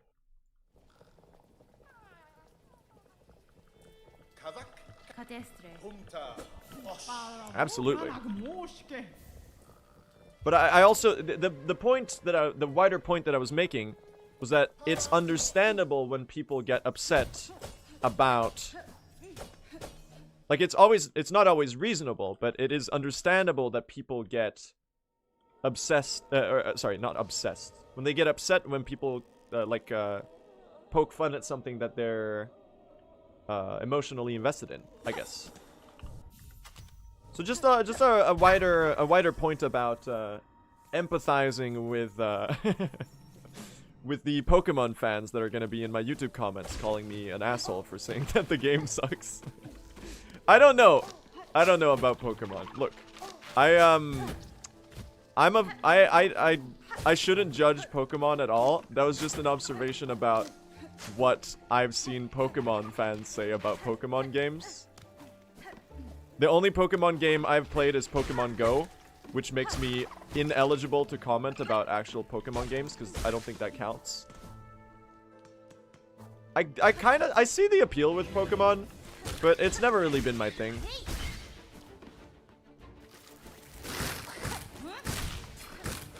I do get the hype though.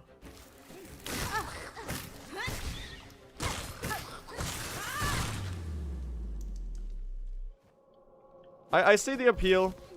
I just haven't ever gotten into it. I'm sure it's fun.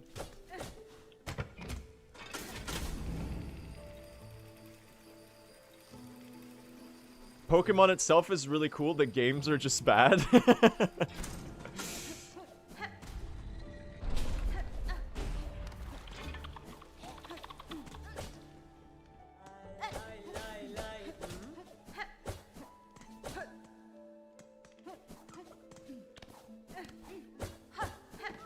I don't know. I'm interested on people's opinions on that general thesis I just laid out for you.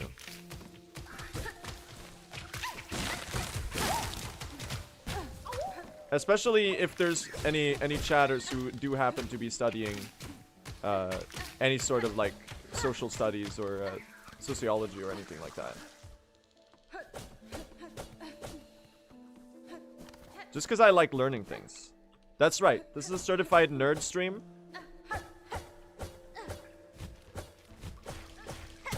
Oh, come on.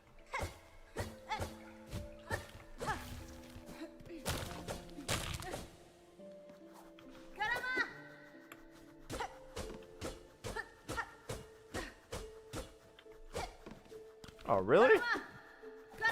Okay. We will be using our silk. Have you ever thought about learning another language? I would love to learn more languages. Realistically, I'll probably cap out at my 3.5. I think I'm too lazy to commit myself to learning another language. Maybe I'll take up German again and make sure I get it to a fluent level so that I won't forget it. The half is German, chat. I speak Brazilian, Portuguese, Swedish, English, and half speak German. But I stopped taking German when I graduated, so I'm gonna forget it.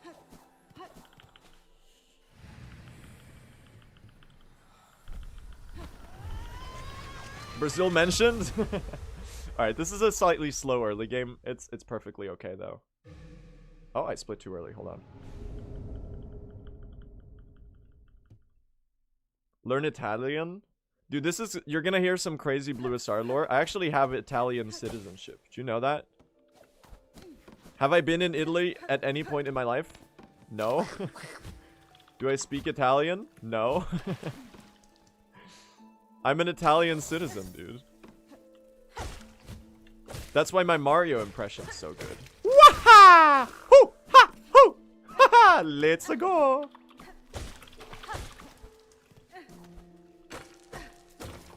Here we go!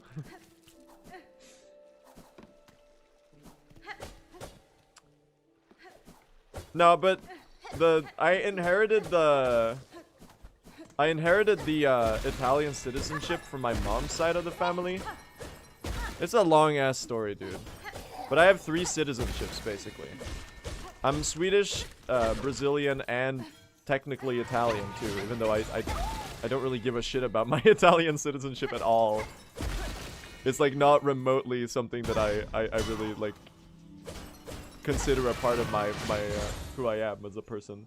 I don't really consider like any of my citizenships very relevant to who I am as a person.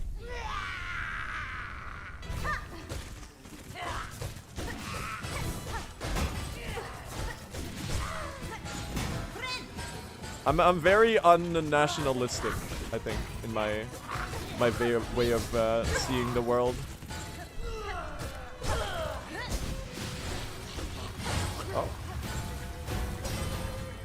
Oh, was chat spamming in other languages? Oh, chat, do keep the chat in English, please. Just for the sake of my mods, so that they can know what's being said. So we can keep the chat nice and cozy. That's the only reason we have that rule. It's just so that we can moderate the chat efficiently.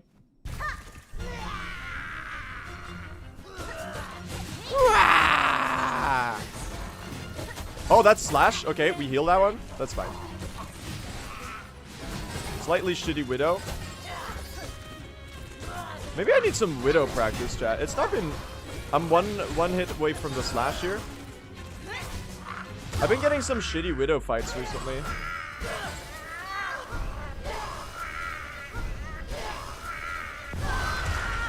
Well, we're perfectly tied with PB.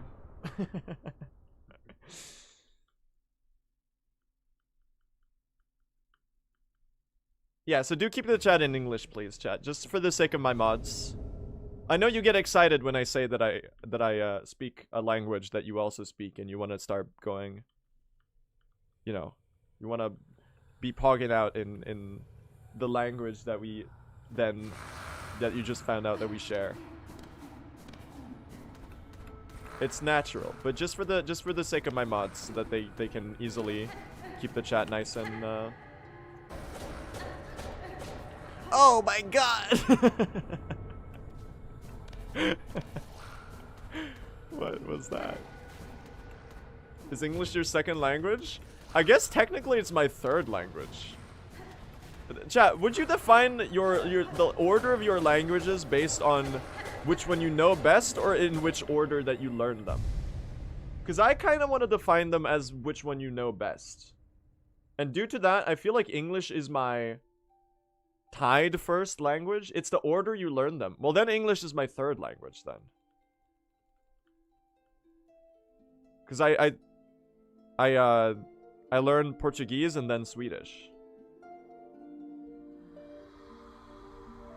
Well, technically, I also learned German first, because I was actually born in Germany. And we lived in Germany for like a year and a half before we moved to Sweden. So technically, German is the language that like. German and Portuguese are then technically my first languages, which doesn't make any sense. So because of that, I would say that I would order the languages in order that I know them. Like my proficiency in the language.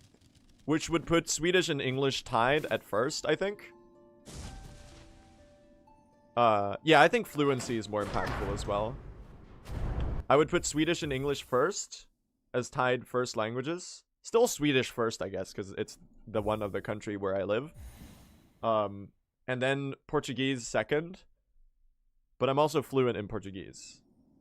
And then German is like a distant third. Because like... I'm very rapidly forgetting.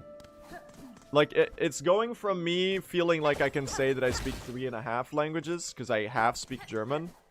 It's more like 3.33 now. Because, what the fuck? Okay. Because I have not used German remote... What is this? I've not used the German remotely at all in the last year and a half. And I'm probably never going to. Unless I move to Germany, which I also probably won't do ever. So I'm probably it's gonna like slowly disappear out of my brain.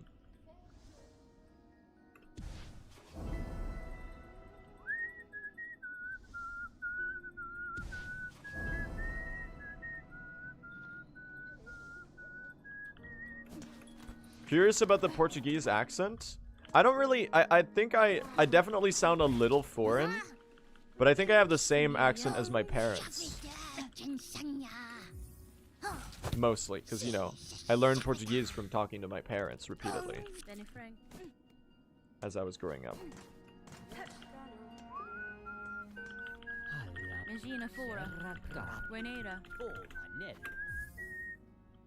Come to Brazil.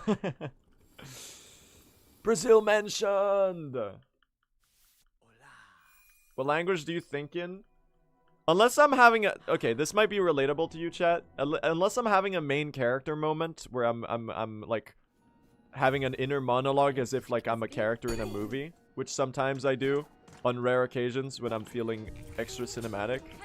I feel like my inner monologue is more like a nebulous blob of thoughts and not like specifically in language.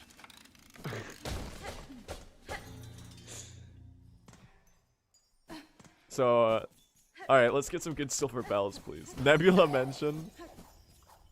True. Gold. Dude, they hate me. They hate me. It's the worst RNG of all time. This lap 1 is not looking promising. It's 0 bells. Oh, no. Chat, so PB had really good silver bells. We're gonna need to, like, at least somewhat match that if we want this to not lose ages. Do you like Sue strumming? I'm neutral. Like, it tastes alright. It's obviously a gimmick food and it's not worth it. But it just tastes like salt. The good stuff is the stuff you put on the tunbröd aside from the surströmming. Bro. 2. Oh. Oh, brother. This guy stinks. Yeah, we're gonna lose time here. 3. Fuck. This is really unlucky. It could redeem itself, obviously, but 25% drop rate is rough, chat. 25 drop rate is really rough. No. 4. 5. Wait! Hold. Hold. Redemption arc.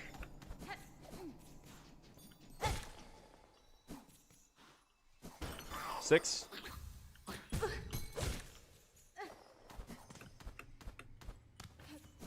That's a gold bell.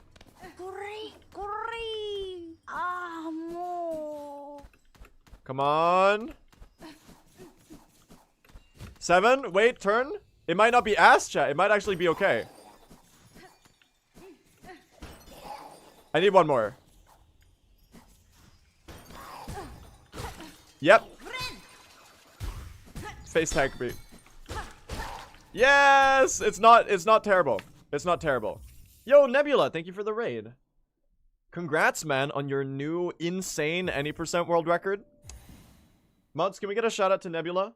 Nebula is one of the goats of Hollow Knight and Silksong. If you don't know him already, you should be watching him do his runs because there's no one quite like him. He got a 55:32 today, breaking the world record by like another 30 seconds. He's incredible.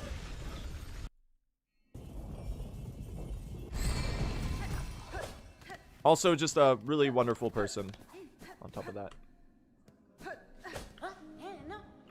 Oh, I need to I need to sell the shell shards.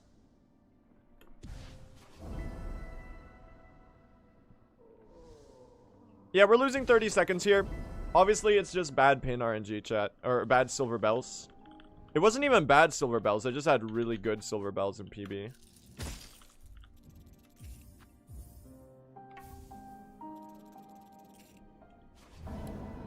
Yeah, could have been worse.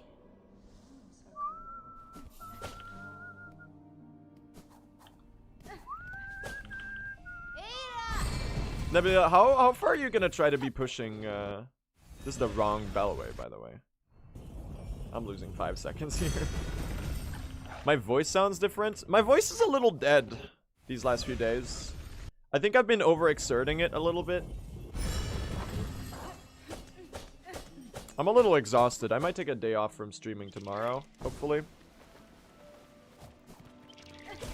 It's good because I want to figure out all the mod stuff too.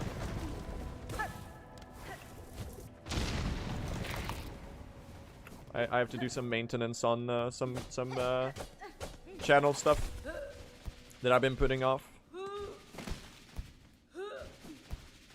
Jump me? Oh, come on. Jump me? Thank you.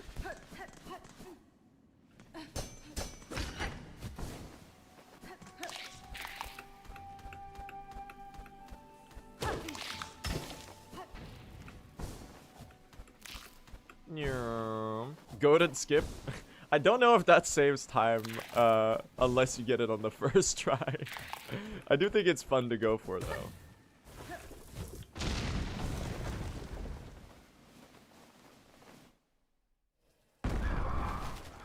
Need sub 330 today so you can rest on your laurels tomorrow. What about resting on my Yanni, though? Laurel.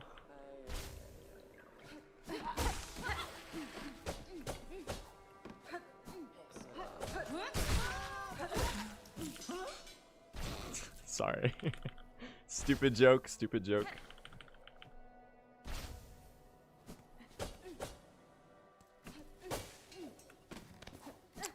Chat, is there anyone else who sees Hornet's dress as white and gold? Or are you seeing it more like a...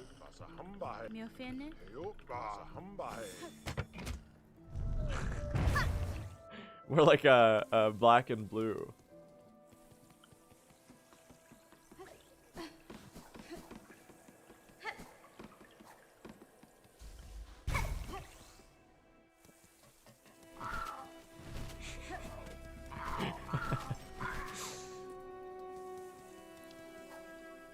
Chat, colorblind test. If Hornet's cloak is not green, then you're colorblind.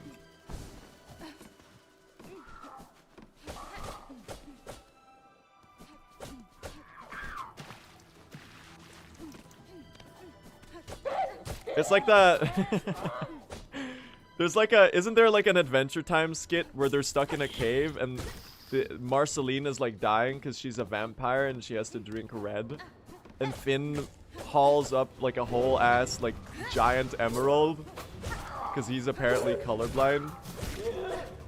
I don't know why I think of that right now. Aw, you didn't get Silk Spirit, you silly goose. Why not?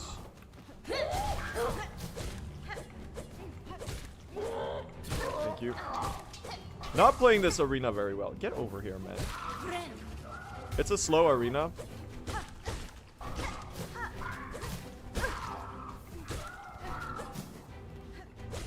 I'm okay with doing this on 3 HP. I think it's better to have the Silk Spear. Oh my god, it's actually good.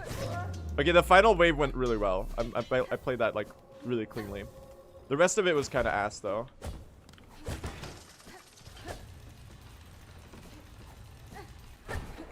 Oh. It's the best movement ever.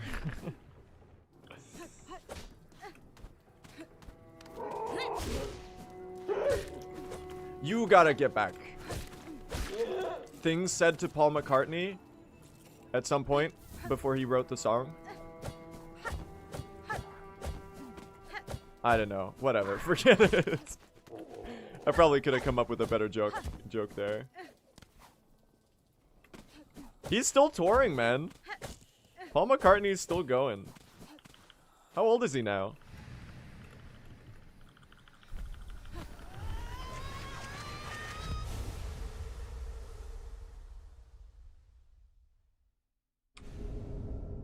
Oh, this is too early for the split. We're losing slight time here. He's only 45 years old. I don't I don't think so. He turned 5 yesterday. I might need those cloaks. I don't know if we're cloaking it up. We are cloaking it up just from this. Let's go. Check out this micro time save. Saving the flea from below.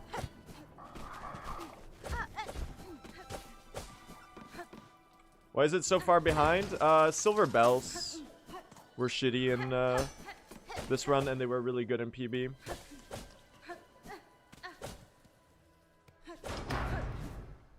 We're likely gonna save back time on... Oh, I already got the bench. We're likely gonna save time on Last Judge, though, because I died on Last Judge.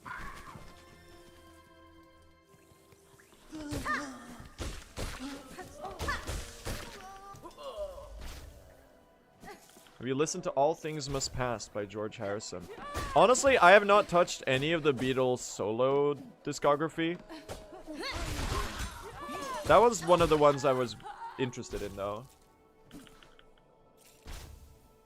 I probably should. I'm not like a huge Beatles fan, but I do like them.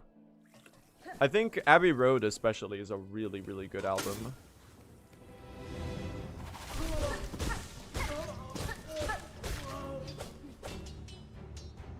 Where am I going? I was trying to leave. We weren't even done, man. Get back here. Oh my god. Shitty,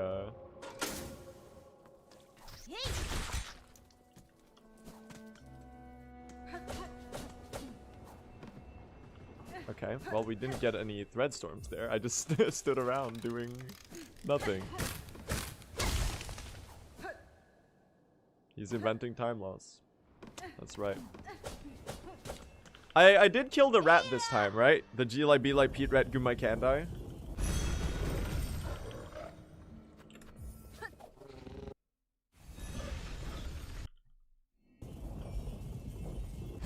I did. Crying. The G like B like Pete rat Gumai can die.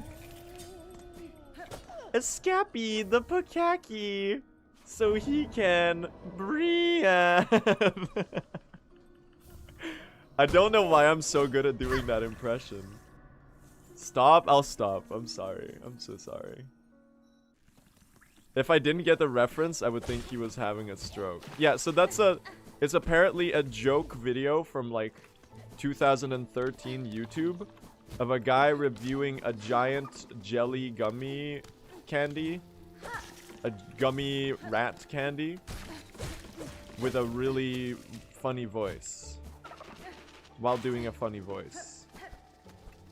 I do not know the context in which this video was created. I just know it's really cursed. And it's kind of funny to imitate it. It's old as hell? How do you know that? I don't know. Knowledge enters my brain in mysterious ways. There's like a perpetual osmosis of absorbing cultural knowledge from the world around me.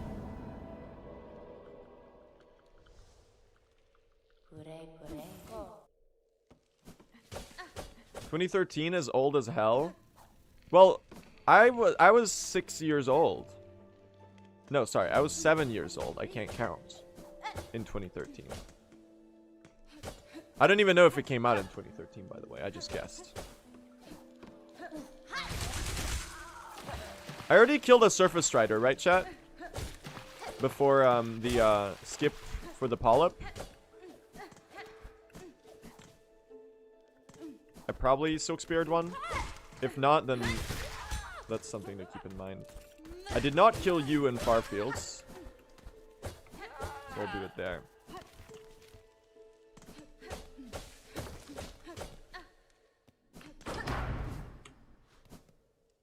Usually you're 2 ages in a year. That's true. In 2013, I would have been... Yeah, 6 then 7. You're right. Because I'm born in July. Oh no. I realize what I've done. I realize what I've brought upon this chat.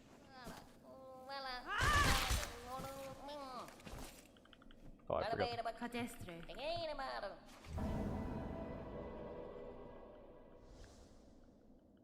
Can I say that the 6-7 meme is like the least funny meme I've ever seen?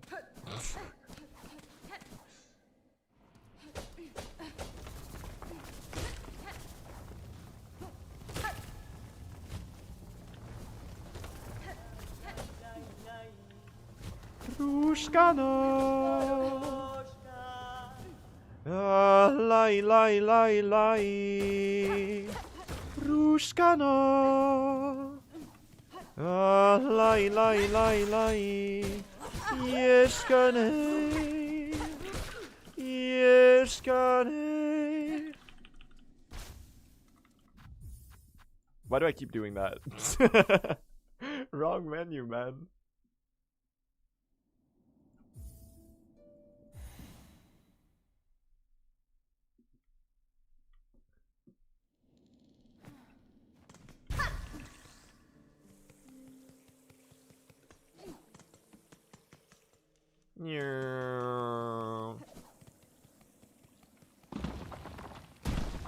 I need one more garb, chat.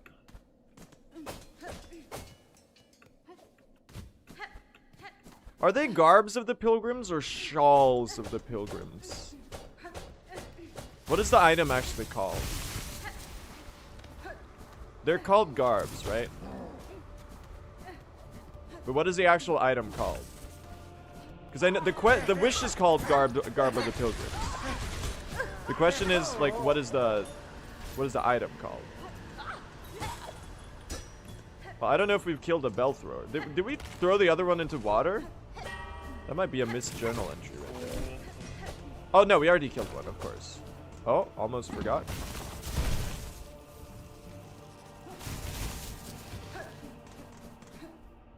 Reset this run as cooked? No. What are you talking about? Please tell me I hit this. That's not looking too good. That's looking better. No, really? Fuck. It's so hard. Hold on. Oh, come on. Up, uppies, uppies, uppies. No, dude, uppies, uppies, uppies. Okay, fuck it. I'm not even going for the skip. Dude, they hate me. They hate me. My time save.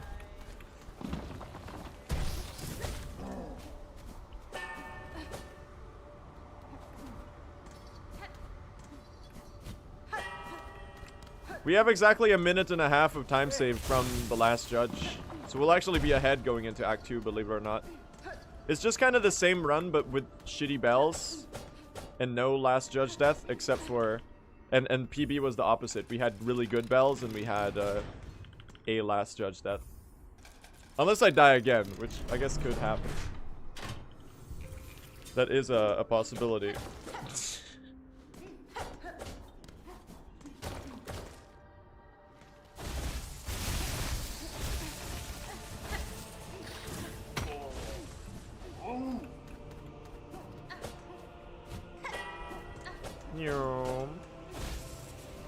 This movement is so much fun. I love the Blasted Steps pre-judge room. Alright. F's in the chat for these pilgrims. Chat, do you think it's the pilgrims that are not worthy and get killed? Or do you think we're the one who's not worthy and gets killed and they get caught in the... Like, they are trying to attack me and they get caught in the crossfire. They're like collateral damage. Because the last judge is fighting us, right? So we don't know if they would have like destroyed them if we weren't there. Oh, don't do this while I'm on my fleet brew.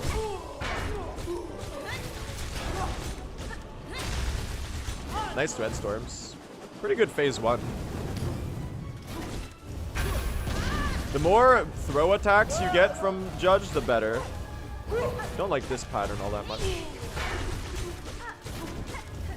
This is cycle change? Yep. Nice. Check this out, chat. I'm gonna taunt for a slight damage buff. Do my first needle hit. Oh, you silly goose. Don't do that. Jumping is not a real attack, by the way, just in case you weren't aware.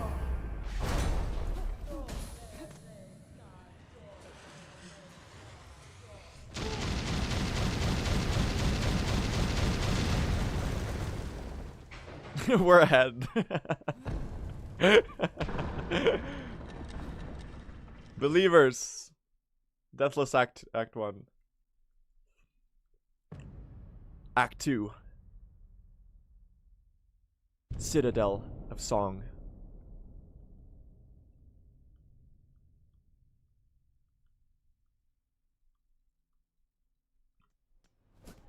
Okay, so an Act 1 with better silver bells. That's a 52:05 Act 2.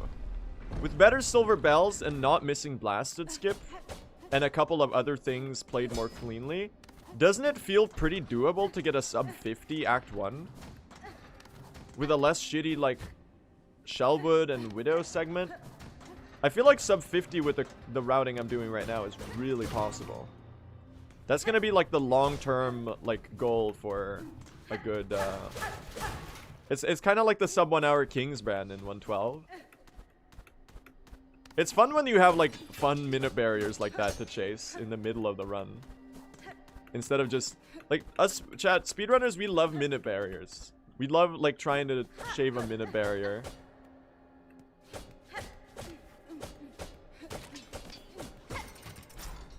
Jumping's not a real attack. That's my favorite line of yours. I hate contact damage. No, but it's fucking true, though. Jumping's not... I mean, sometimes jumping is a real attack when it's like a jump attack. But when they just like do a jump for no reason, it's always really funny. And it always messes you up.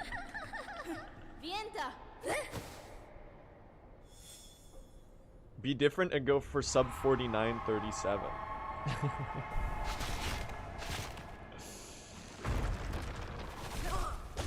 Tell that to Mario. Because he's stomping Koopas ever since he was a kid. Like Chris Pratt. Ever since I was a kid, I always loved stomping Koopas.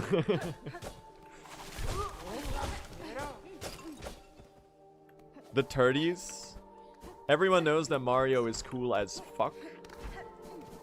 Perchance. The life kind.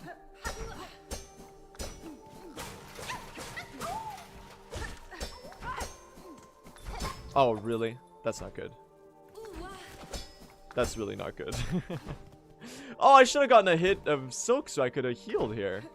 While waiting for this fucking pressure plate to come up. Or the toggleable platform.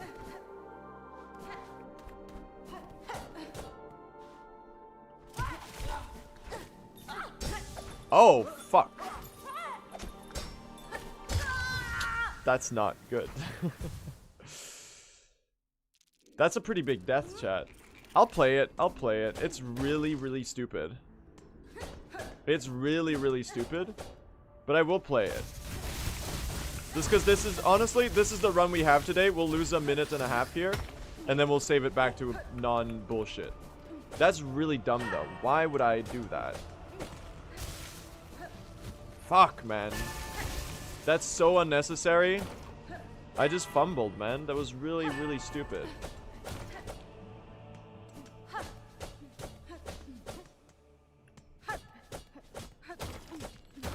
Yeah, we'll lose a minute here. It's fine. Hi, Sherma! It'll be a really funny run to run against because the early game is gonna be bullshit. It's nice to have some early time save. I'm full coping. That's really dumb though. It's gonna be embarrassing to have that in the world record footage if I pull this run off. Fuck, man. Is what it is though, I guess. Right? Oh, we're going this way. There's enemies here now. Oh, the misery.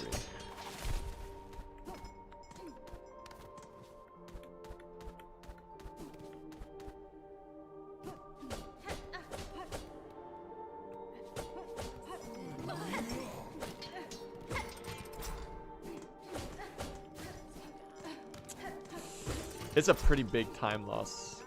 Fuck! Why did I do that? I should have just gone a bit slower and gotten an extra needle hit. God damn it.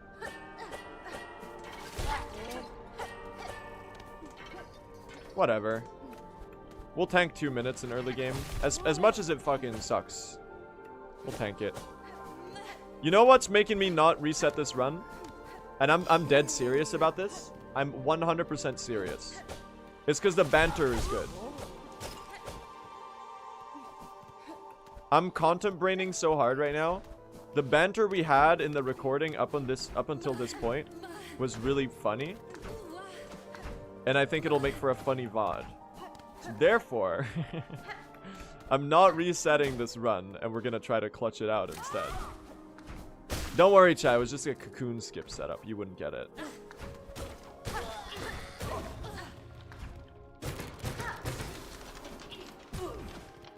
So we're doing it for the content, basically. As fucking dog shit as this death was.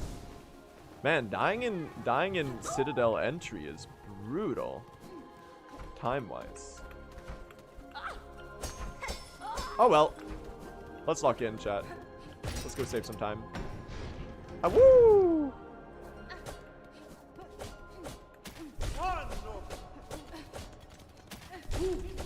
That's the good thing with long categories, chat, because you can do shit like this and still get a really good time.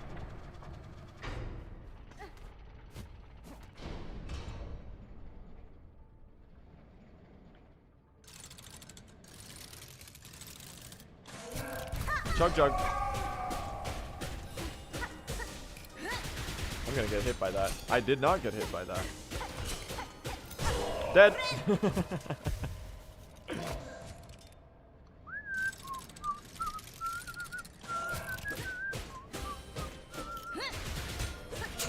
Oh.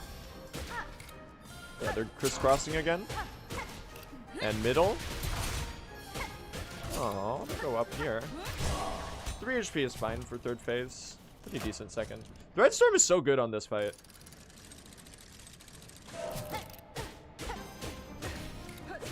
Ah! Okay, we're resetting. Fuck! My banter! My banter!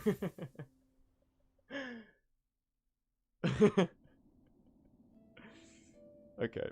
Well, we go again, right? We'll do one more today. Big yawn. Big stretch. Really stupid. That's not how you do that. Just have better banter this run. Dude, the Pokemon bit was so funny. I'm so sad about that. The Pokemon bit was so funny, man. No. Just do it again? No, I won't do it again.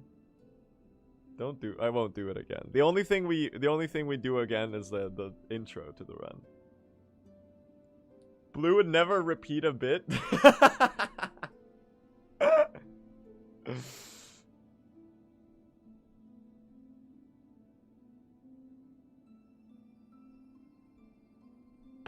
Paid chatters.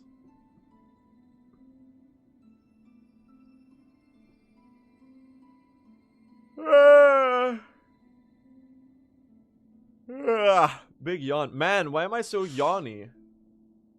Why am I so yawny? It might be because it's like pitch black outside at fucking 6 p.m.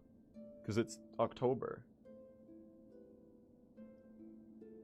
I'm Laurel. Come on. Come on. Oh. Come on. I'll give you that. That was a good one.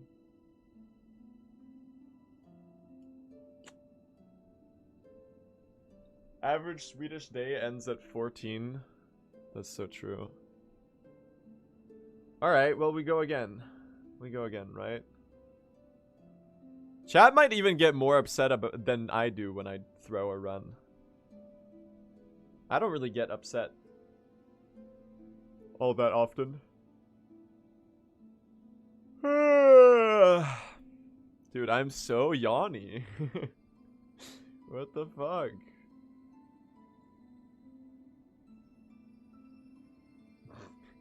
I'm probably making all of chat yawn as well. Sorry about that.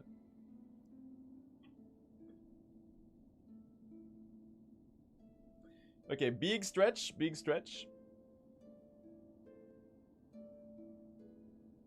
Big stretch. We go again.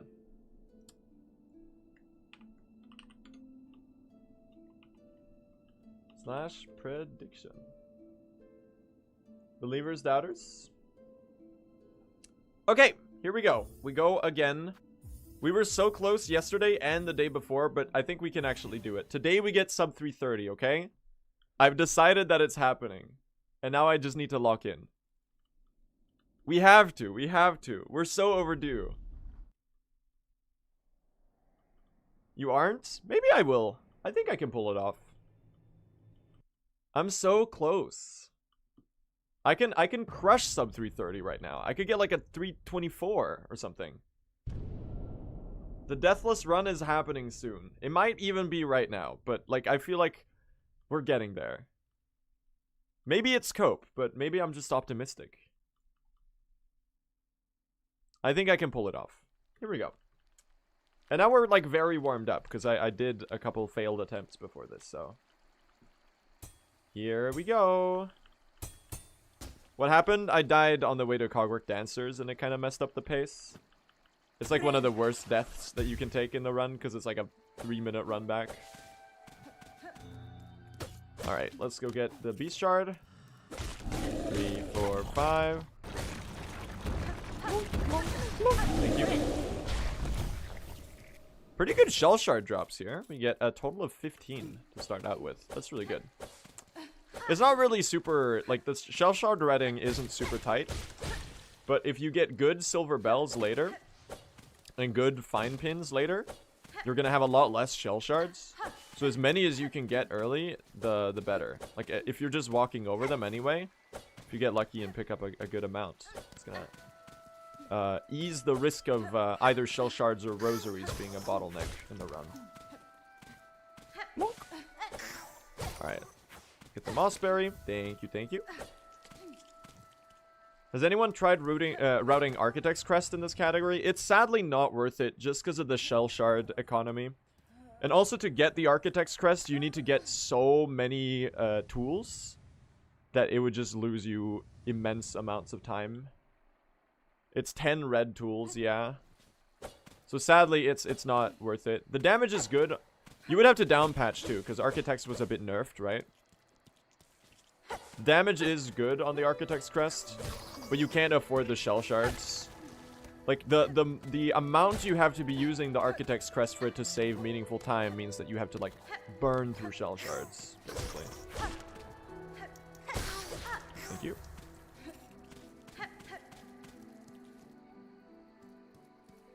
Moss Grotto is so nice. I love the atmosphere in this area. And the soundtrack. Dude, I wish Christopher Larkin would go on tour with the Silksong OST. Just like, you know how Eric Barone, Concerned Ape, did with Stardew Valley?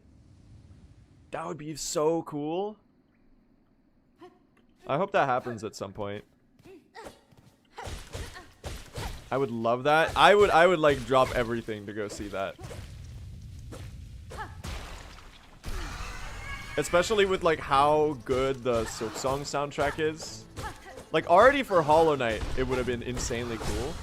But like with Silksong's soundtrack being already like so much more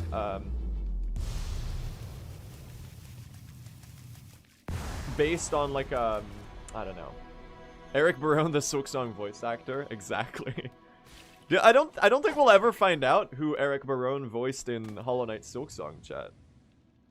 I was talking to Leth about it, about like which characters he voiced right around release, and he said that he obviously knows because he was the one who organized the voice acting for Silksong, but he said that he didn't want to reveal it because it was nicer if it was on Eric's terms that he got to reveal which character he voiced. So unless someone does like deep spectrogram analysis of all of the creature audio files in the game, I don't think we'll ever find out.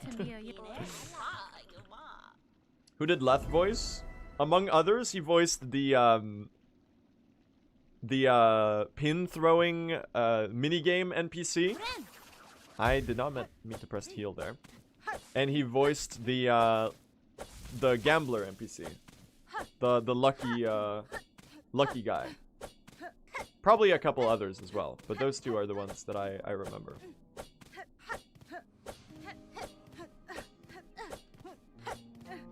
The voice lines in Silksong are so good, man. Like obviously Hollow Knights has had so much time to really like sink in. Like obviously so many years of hearing the same voice lines.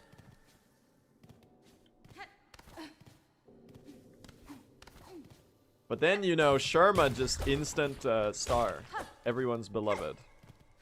Same with Chakra. Less so with the Caretaker. Oi! Oi! Oi! But he is memorable.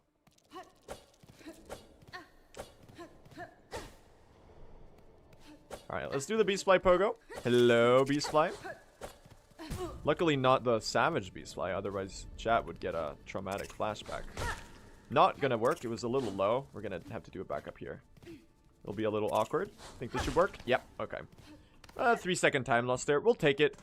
It's because of the Skull Scuttler, the little spider being in the way. It just completely messes up your positioning. It's just really awkward. Like, sometimes you can kill it if the beast fly is slow enough. But, like, it just stands on the spot where you want to be standing on. There's no good way to go about it. So that's okay, it is what it is. Let's go get the relic over here. Anyway, chat, if you have any questions about the runs, feel free to ask away, and I'll do my best to explain what is happening. I'm happy to share my knowledge. And another thing I should say is that we are not on the latest patch. So the patch that released yesterday is the exact same as the beta patch that was, well, in the beta branch for about a week or so. So it only has like half of the RNG changes that we were hoping for. And it's got a bugged Threadstorm. So Threadstorm, first of all, it got nerfed, which is understandable. But it also has a bug right now where the extension ticks are not doing almost any damage at all. So it's more like a less of a Threadstorm and more of a thread wind gust. Faint wind gust that ruffles your clothes and nothing more. It got like a total... In total, it's like a 37% damage reduction or something. Sadly. So we're gonna have to wait until the... we're gonna have to wait until the next patch until that likely gets fixed. So it's, it is what it is. So for now, we're sticking with the same patch that we were running on yesterday, which is the patch before the current patch. My consistent pins and bells? Yeah, the pins being consistent is really nice on the new patch, but sadly it's not enough to make it worth it. So once the next patch comes out and hopefully has the fixed couriers, the fixed bells as well, then it's going to be worth it. And hopefully like a less nerfed Threadstorm. Because the current Threadstorm version is just like completely cooked. They completely gutted it basically. Which I don't think was on purpose. But the... Oh, whoops. I did not mean to talk to you again. The patch did ship with the Threadstorm bug though.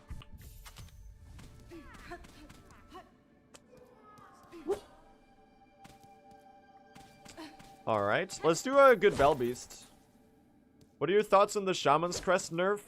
I didn't think it was necessary. I think it's a bit unfortunate. But we'll see. The thing is with patches in speedrunning is that, you know, sometimes it's fortunate and sometimes it's unfortunate, you know? Sometimes it saves time, sometimes it loses time. I do understand why Team Cherry are making these nerfs, because they're trying to balance the game to not, like, be locked into a single playstyle. Because, like, Threadstorm was just that strong. 2, I need 3, 4. 3, 4, and now we gotta wait. 1, 2, 3, 4, 5. I don't think I'm hitting that. I missed the Threadstorm. Okay, well, it'll be a slightly bad early game. She's 1 Silk Spear away. That's okay. Although I do think it's unfortunate. But, you know, it is what it is. They're trying to balance the game. I think it's very understandable that especially Threadstorm, but generally, like, that sort of playstyle was getting a little tweaked. A bit of a 10-second time loss here, sadly, because we didn't get the 1 cycle. That's totally okay.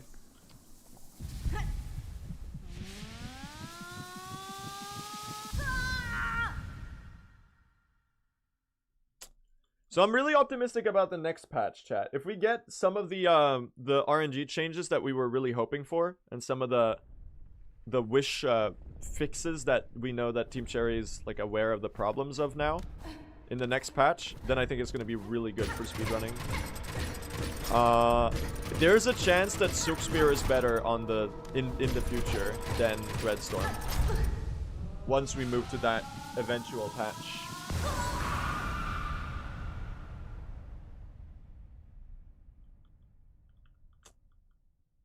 I'm optimistic. There's a lot of people in the speedrunning community that tend to be very doomer about patches and stuff, and they're like, oh, it's over, everything is bad now. I try to counter that by having like a radical optimism about stuff. Because I don't know. They've shown time and time again that they're willing to listen to our feedback, and obviously that's not something that they even have to do. So they're going above and beyond already.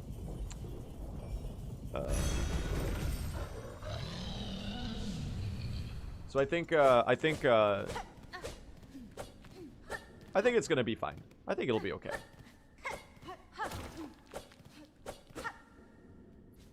Woo. Yeah.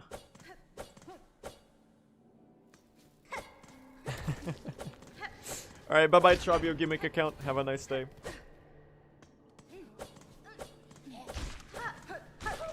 Robio! Oh. Alright, let's go through the Hunter's March, chat. Let's go save some time.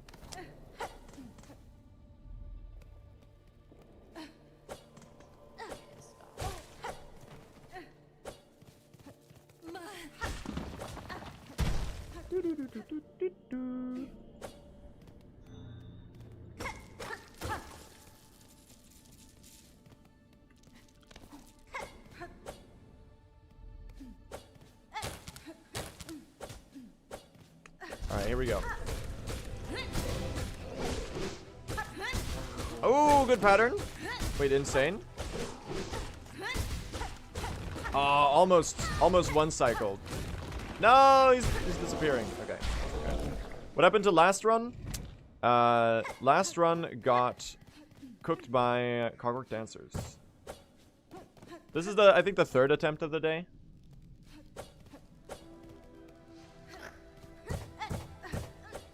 I think the third attempt of the day.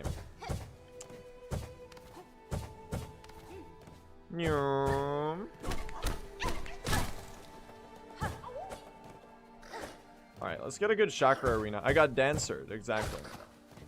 It was a good start, though. I'm kind of sad about that run. We'll be okay, though. Yeah, we're still on 714.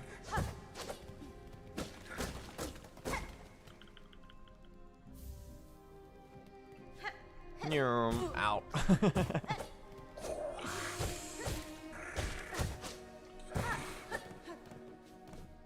Awkward enemy.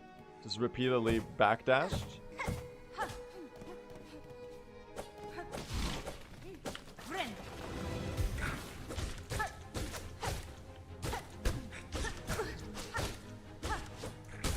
Silk Spear here. Nice. Okay. Go, Chakra! Pushanka!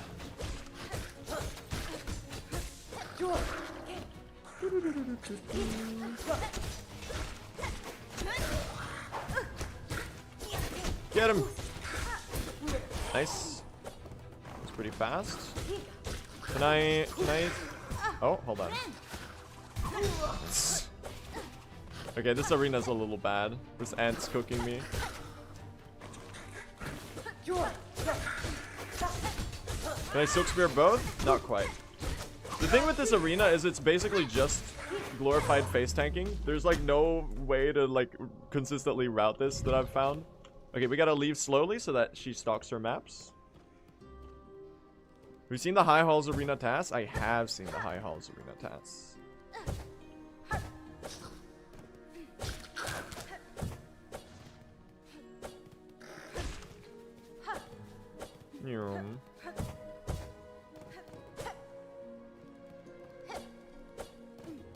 Eric, are you still in chat? I have a question for you, because you're a Pokemon fan. We were having some banter last run. My impression of Pokemon fans is that they love Pokemon. Wait, that makes obviously, but that every Pokemon fan is always like, when a new Pokemon game is released or announced, they're always like, yes, this is gonna be the best game ever. And then it comes out, and then they're like, Game Freak, this is the worst game ever. It's so ass, it's so unpolished. I'll never buy another Pokemon game again. And then they announce the next Pokemon game next year, and everyone's like, yes, this is gonna be the best Pokemon game ever. Surely this time it's gonna be the best game ever. And then it comes out, and they're like, Game Freak, no, it's polished as hell. It's like a turd. I'm never gonna buy another Pokemon game. And it's just that cycle over and over again. Is that accurate?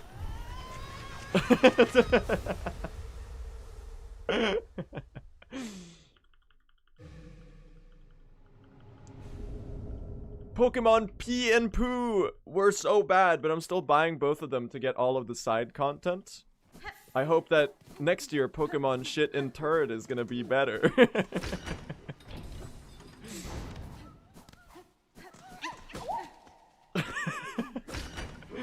Nah, no hate. It's just like a thing I've observed. But it seems like there's always a love-hate relationship between Pokemon fans and Pokemon games. It's like the COD game cycle, but with less slurs. That's the comment of all time. I was gonna make a comparison to FIFA, but FIFA is an unfair comparison because that's actually just the same game every year and they're all bad. So Pokemon at least has like the illusion of improvement.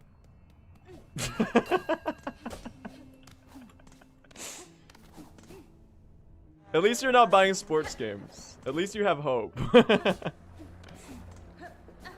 Yeah, I don't know. I'm just poking fun. I'm neutral on Pokemon. I get the hype, but I've never really played any Pokemon games. Except for Pokemon Go, and I don't think that counts. So yeah. I'm not in the know. Oh, nice lava dip.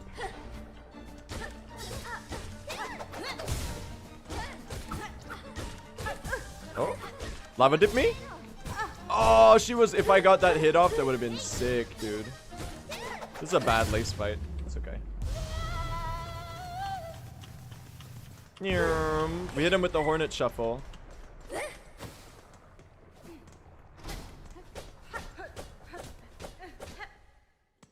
The DLC announcement before the game release did it for me.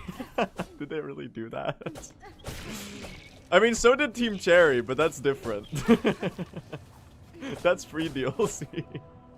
And it wasn't an announcement, they just said they were gonna do it. Paid DLC announced before the game is pretty bad.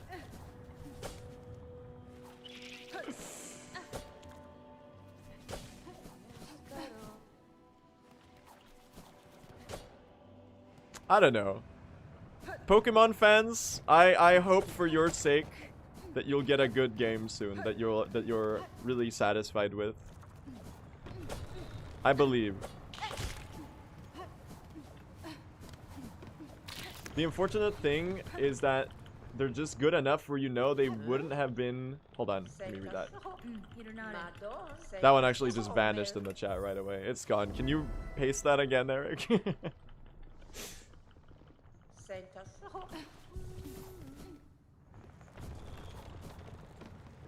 You know that they would have been good if they cooked more?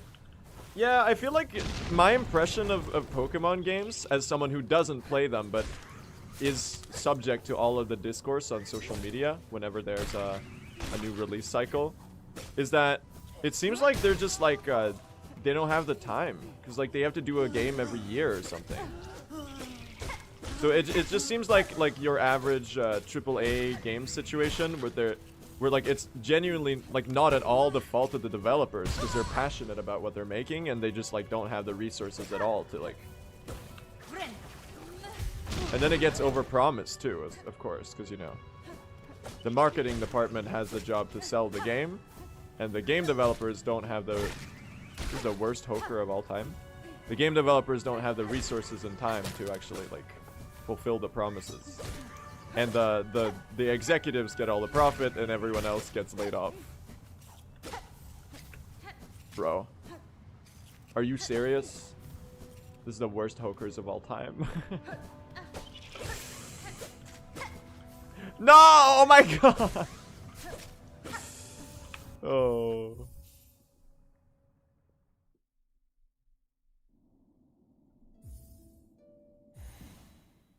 So really it's just AAA games industry moments.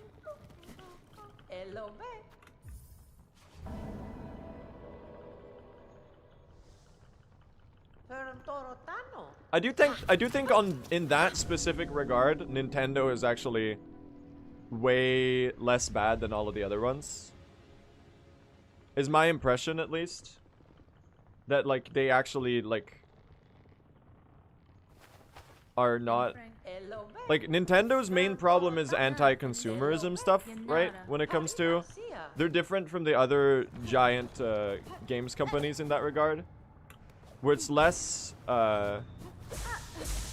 less that the developers are suffering and have to crunch and they don't, like...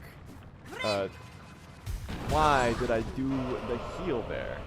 That makes no sense. Like, this is actually the shittiest early game ever, chat. You can't do heal on the first one. I'm not paying attention. Okay, lock in now. Where the developers, they actually, like, care a lot about allowing their staff to flourish and like keeping talent and not laying off people and stuff like that. Like, obviously the working culture in Japan is really extreme in other regards, but it seems like the problem, the main issue that people have with Nintendo is mainly their selling practices, as in we're selling old Mario game port for $60 on the Steam, the Switch eShop. Unless our workers are slaves who don't get to see their families.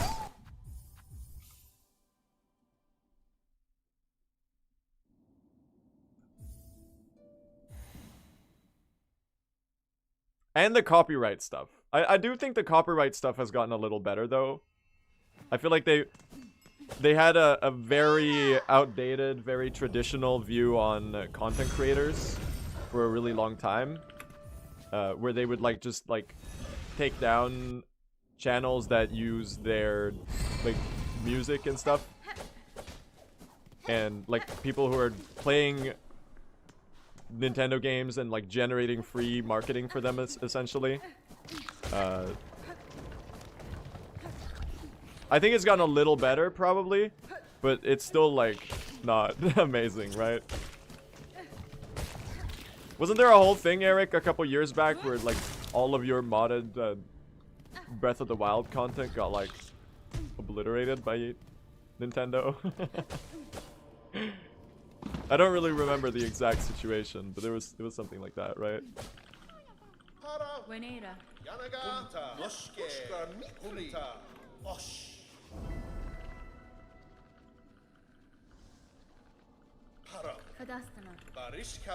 So they're very, very, very, very defensive about their IP. They used to have revenue share at 70% for them on content of their games. Holy shit. Holy shit. That's crazy. Wait, as in they take 70 or as in they take 30? Hold on. Hold on. That message scrolled by. I kind of only squinted it. That's worse than the Roblox child worker sweatshop. That's crazy, man. Yeah, so it seems like Nintendo, like, employee working conditions are pretty good, or at least, like, better than other less bad, I guess I should say, than other parts of the AAA gaming industry. And their main thing is, like, the anti-consumer practices that they do, and their outdated view on content creators and online stuff. I don't know.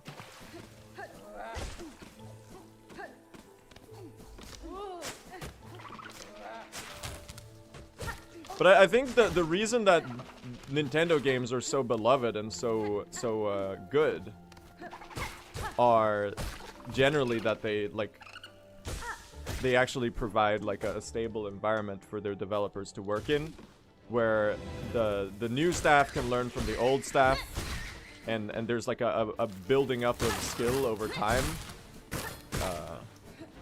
instead of people just like, oh.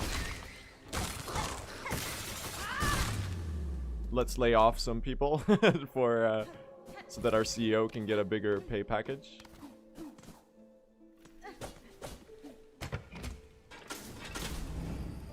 I don't know though.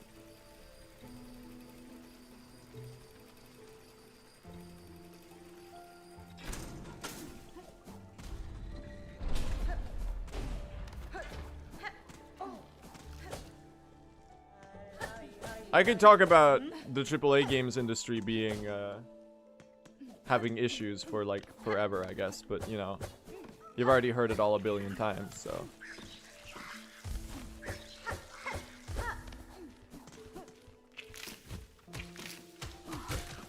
I can't wait for the comments on this YouTube VOD. What do you mean?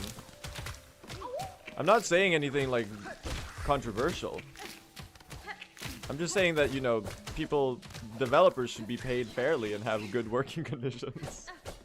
And that people who play games and buy games shouldn't be scammed out of their money.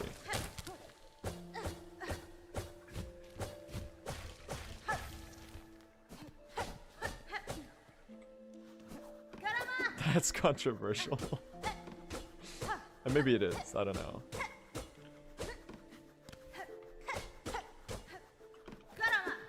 Oh well, streamer. I can't wait. I can't believe Blue SR went woke.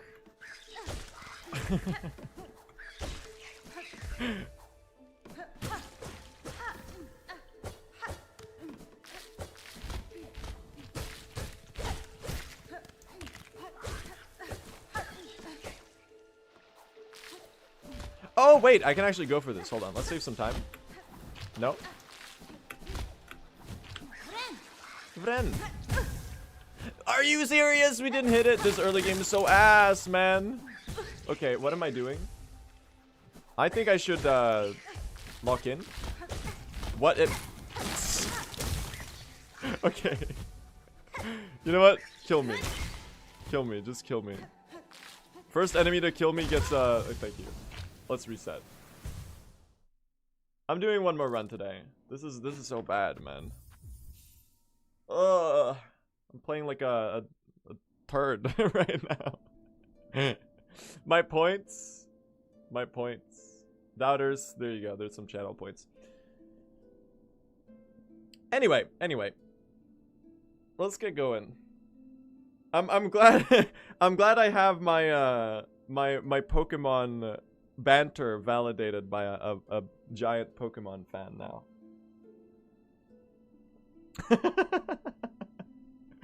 Dude, why is Point Crow suspicious user monitoring? What the fuck, Automod? It's Point Crow. Why is he suspicious user monitoring? Is he an imposter? The imposter is sus? What the fuck? What is happening, Automod?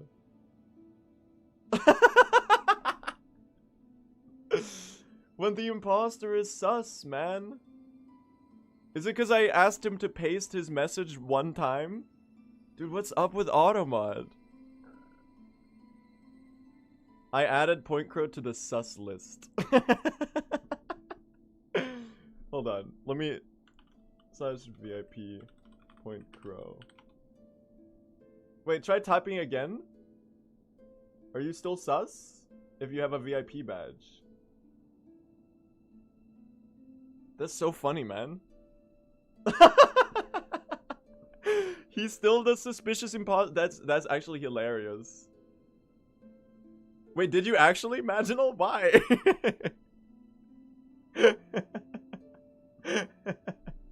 Oh, I think they're joking. Probably joking.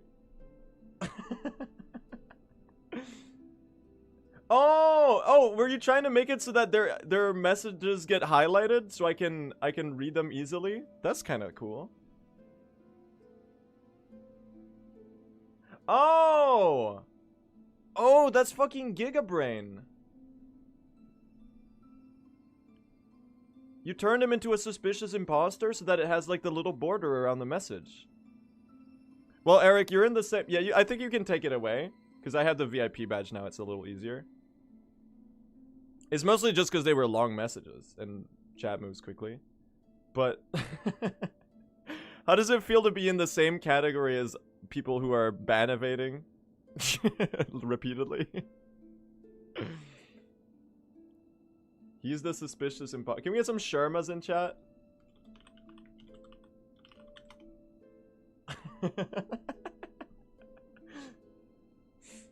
The sussy Sharma? No, not the fun Sharma, chat. The sussy Sharma. Chat wants to do the fun Sharma. That's fine too, I guess. All right, I'm gonna do another run, chat. We're doing one more today. We gotta do this. We gotta pull it off. I think, should we change menu screen for the superstition? Which one? Red? Red? Chat wants red. Alright, we'll do red. We'll do red today.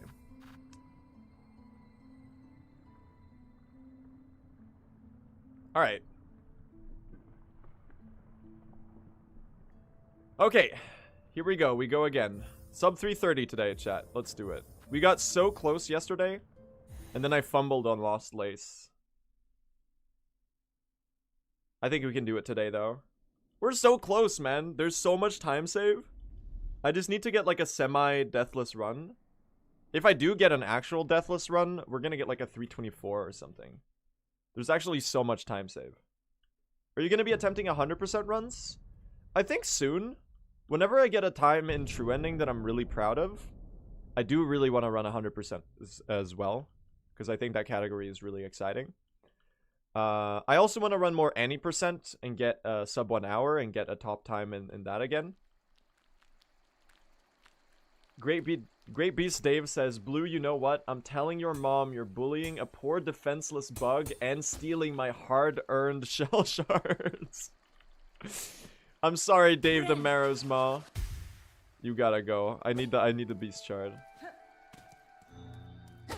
The gimmick chatters are getting good though. I'm sorry, Dave. I had to. Farewell. Dude, 20 shell shards at the start is pretty good. It was fun while it lasted, chat. See you next run, Dave. Dude, they're so committed to the bit. I'm putting them in S tier gimmick chatter along with Girl the Great, honestly. They've been here like literally every run. They've done that at the start. Oh, that's too funny. Survive my needle hits. Trabio is pretty good too. Alright. What do you mean you lost Lace? Go find her. That's kind of the goal of the category, I suppose. First we lose Lace and then we find her. Alright. Anyway. If, chat, if you have any questions about the run, feel free to ask away and I'll do my best to explain what is happening. I'm happy to share my knowledge about the game.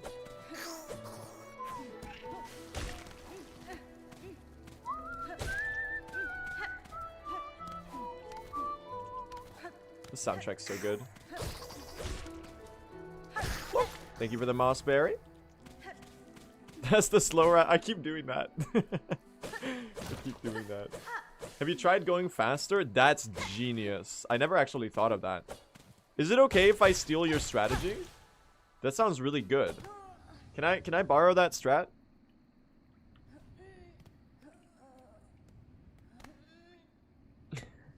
Make sure to credit them? Alright.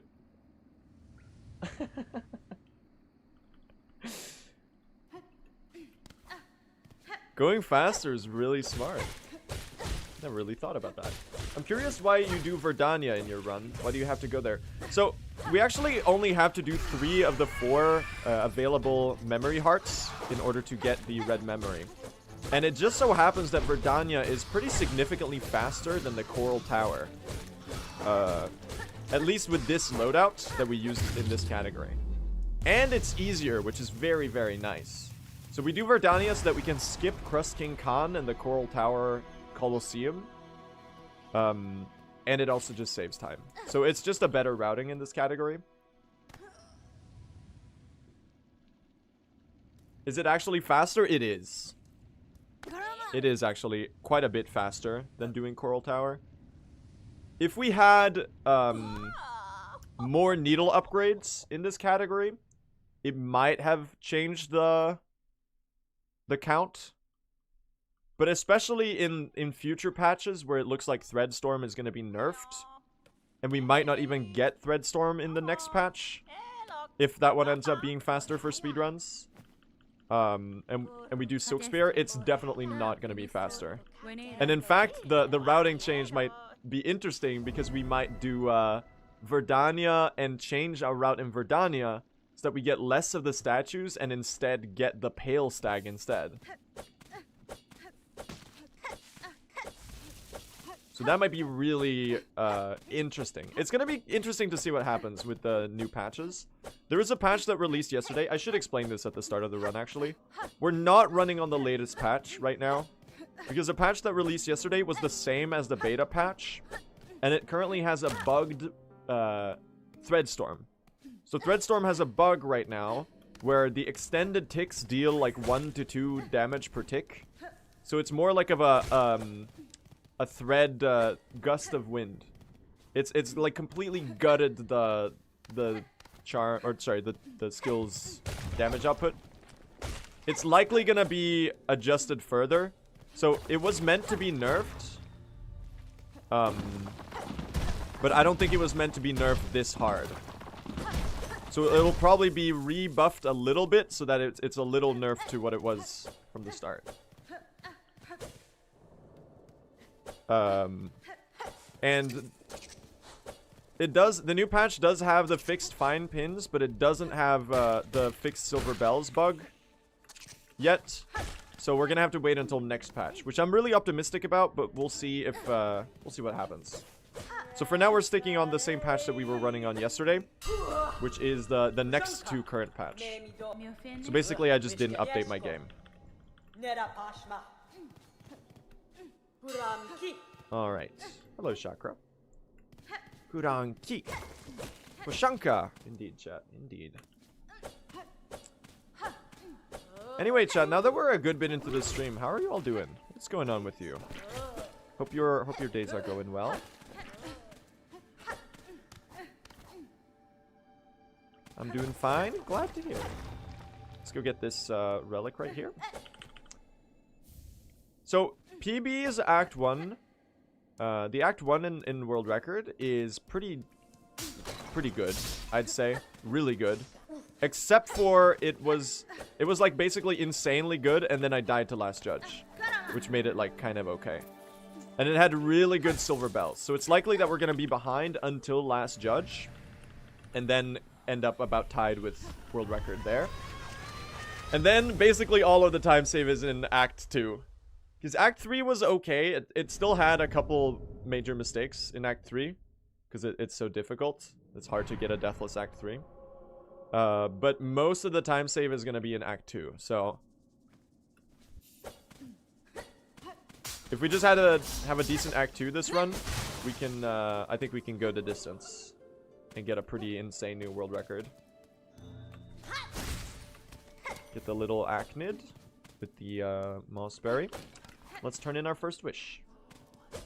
Act 1 is consistent. Act 2 is RNG madness. No, Act 1 is also RNG because of the silver bells. I think the silver bells are like just as bad as the fine pins. Can you hurry up? I have a meeting in an hour. I can get to Act 2.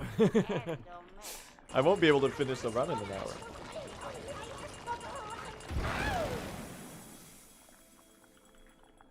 What does beating the Pale Stag do? It's another way to get 5 of the orbs. So it gets you just as many orbs as the fountain does. So likely an alternative route, because Pale Stag is probably not faster with Threadstorm, but it might be really good with Silk Spear because you have a lot of range and you can kind of hit it when it's far away. So instead of what we do right now is we do fountain plus 5 orbs, I think. And instead you could do either fountain or pale stag. Or you do pale stag and 5 orbs. You don't have to get all of the orbs. You can actually skip the pale stag. It's like an optional bonus. Alright, let's get a good Bell Beast here. Ada! 1, 2, 3. Oh! Perfect first rotation. 1, 2, 3, 4. Nice. Okay, and now jumpies. Okay, we'll have to wait here because we can't damage that pattern. Yes! It's a perfect Bell Beast, except for the one Bell attack. But that's like a 2-second time loss. Very, very good. TP taps in the chat.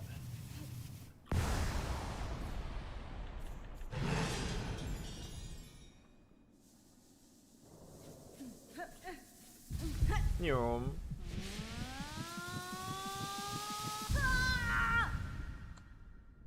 No, I don't think the Threadstorm extensions being as weak as they are now is intentional.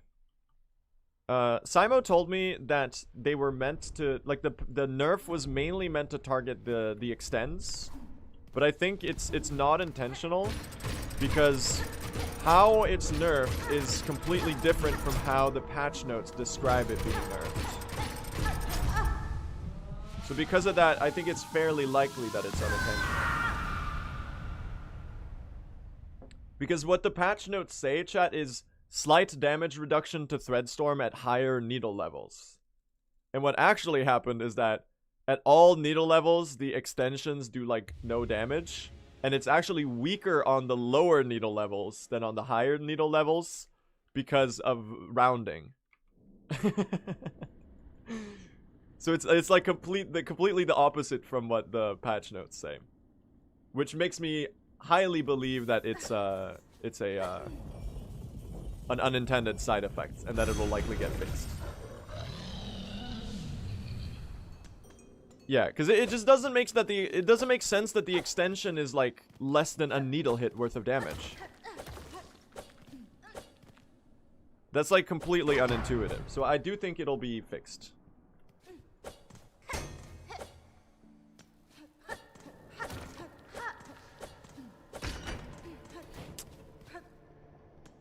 Alright, anyway, let's go do, this is a pretty good early game. We got a really good Bell Beast. It does normal damage if the enemy was not hit by the main extension. Yeah, exactly. So if you, it's meant to be a multi-target. Yeah, that's what I learned as well. The way that it's supposed to work is that if another enemy gets hit during the extension, that enemy is gonna take the original damage. Because it's meant to be more of a multiple target spell rather than a DPS monster. But still the extensions dealing one tick is I think is unintended based on what I've understood and based on my when I talked to Simo about it. We'll see though. They might keep it, they probably won't. I'm hoping they won't, of course, because it's really weak right now.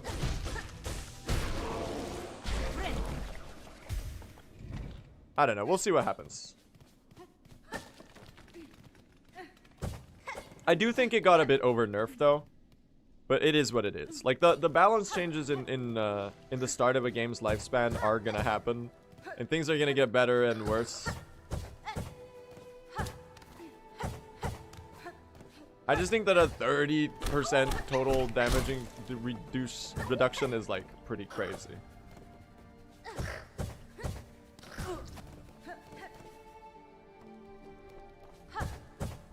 Like, it did make sense that they nerfed it, because it was pretty much like the only, it was so OP that it was like the only like it makes sense that they don't want the game to be like just use Threadstorm lol.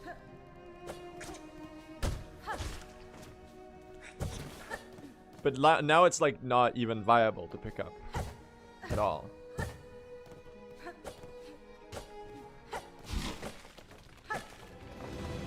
I don't know. We'll see what happens.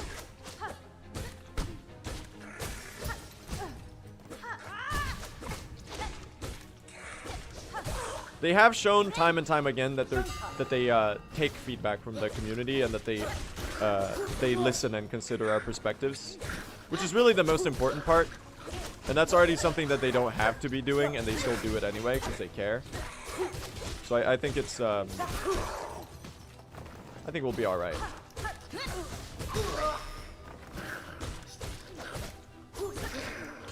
And then again, it's also not the end of the world.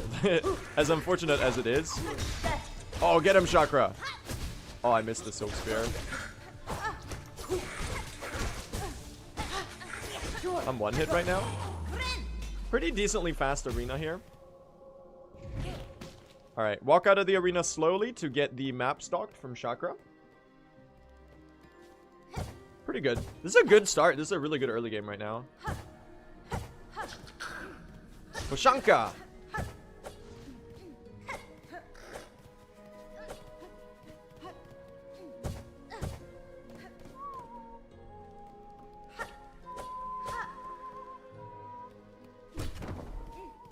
I love the Hunter's March music, dude.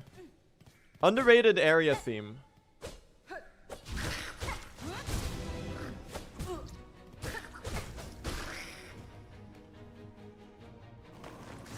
It's kind of like Bilewater in the sense that it's got that sense of, that like kind of tragic sense to it. Okay, I don't know what that was about. They're calling it the best Silk Spear ever performed.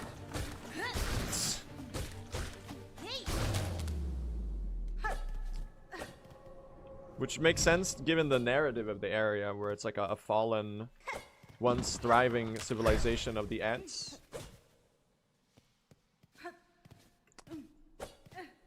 Please don't bring streamer drama into this. I already answered in the YouTube comments of the other VOD that I shouldn't have commented on anything of that because I didn't know what was going on.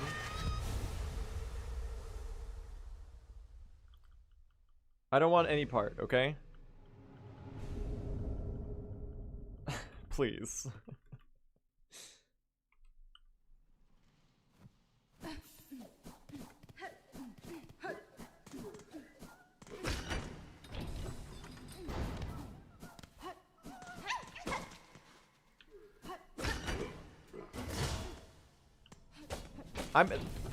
Please. Can we... I'm not remotely involved in the situation. I don't want any part of this. Come on.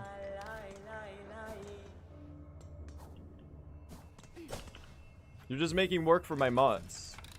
Because the second, like, any of this starts, it just becomes completely unreadable and they have to, like...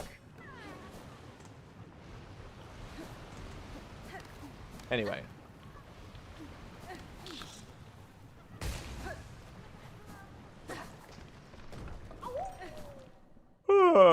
Okay, let's go do Lace.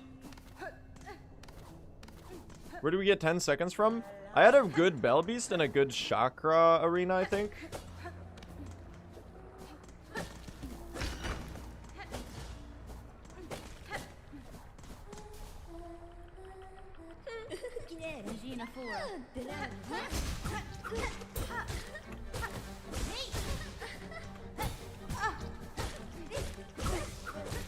Guys, he's dying. I'm actually gonna take the heal. We went a little too face tank mode on her.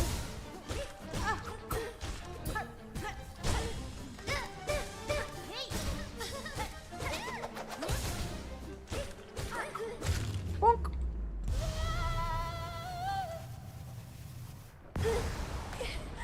Holy shit, Blue SR like blue speedrun? That's true. That's what it stands for. Have you considered using Silk Spear after getting Shaman's Crest? Right now, Threadstorm is just better. So it's not worth to have Silk Spear equipped, I think, in most cases. Because there's the risk of you accidentally pressing it, and you have to, like... Just being able to Threadstorm no matter what and not thinking about the directional button that you're pressing while pressing the spell button is really... Like, it's just good. That being said, I could see... Because, like, right now, There's a couple attacks on some fights that you could definitely punish with Silk Spear pretty well. Like a lot of Seth, I think, would generally be a pretty good Silk Spear fight. But the thing is just, it's better to hold the Silk for a Thread Storm right now, because it just does way more damage. It just does so much more damage that it's just worth sticking with that. Projectile deletion, yeah, Silk Spear is, or Thread Storm is just more versatile. A lot of the time when you're Thread Storming, you do it while you're also dodging an attack. Whereas Silk Spear is something that eats into your needle damage. Oh, I hit it too early. We're not getting as many spines from this one. Oh my god, you went up there. That's so annoying. Worst Hoker of all time incoming. Yeah, so generally Silk Spear eats into when you're needle hitting usually, whereas Thread Storm eats into when you're dodging. So that's another thing that makes me feel like Silk Spearing is almost always less optimal if you're on a patch where Thread Storm is good. So it's not even worth having it equipped in the first place. I might be wrong about that though, because the problem is ultimately soul management, really, or silk management. What? That's not enough?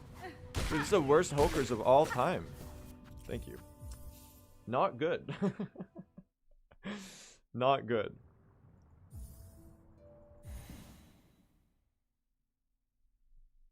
Not good in the slightest.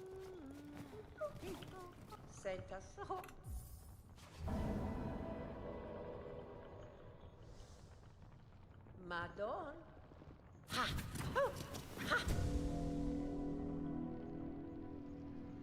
Look. How much faster is the pogo dash cancels than jump dashing?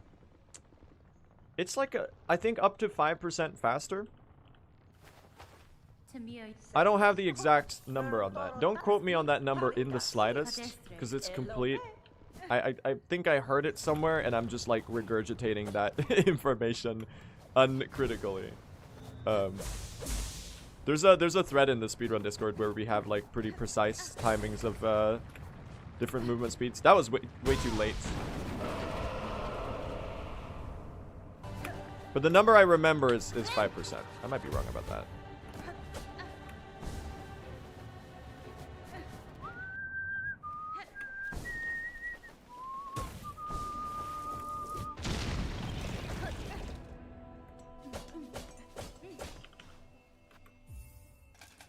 High fourth chorus, by fourth chorus? Yes.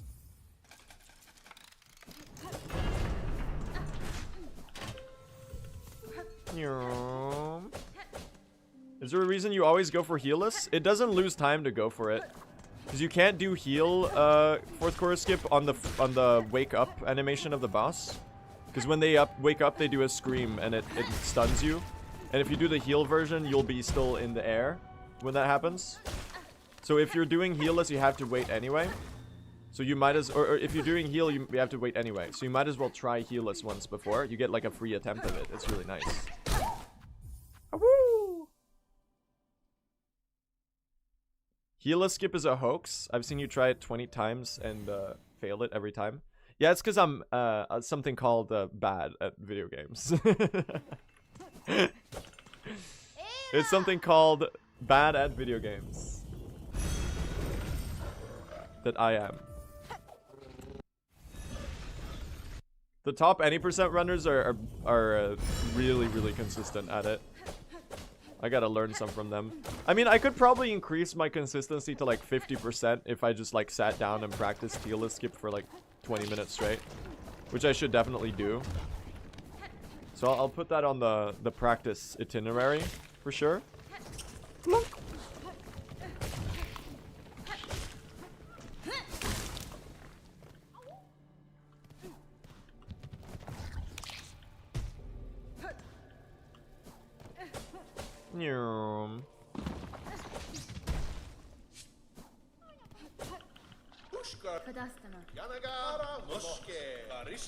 Barishkava. Isn't it a 3-second time save though? Yeah, but I could currently be saving like 90 seconds by not dying to stuff. So like my priorities still aren't on the tiny time saves like that. You finished? So any time that I spend dedicated to practicing right now is pretty much like practice the different choke points in the run. It's basically grind Carmelita, grind Lost Lace, grind Nihilith, Sands of Karak, Grohl the Great. Just like making sure that you're not dying to that, and the rest comes after. Yesterday's run was so close. I know, right? I know.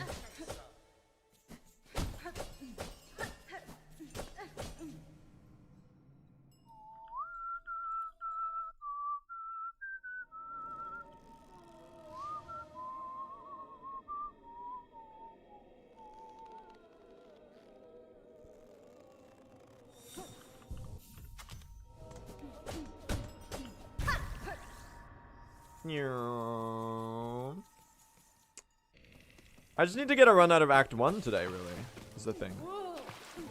We gotta get going, man. Oh, really? Okay, that's a slight time loss. That jump is actually surprisingly precise, and sometimes you do miss it. Ah, it is what it is. Buggy friend? Thank you. I called it Buggy Friend and then I immediately killed it.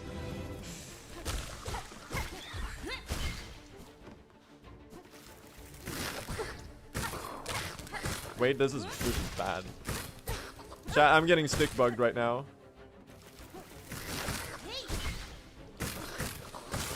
Breaking news, streamer gets stick bugged live on stream.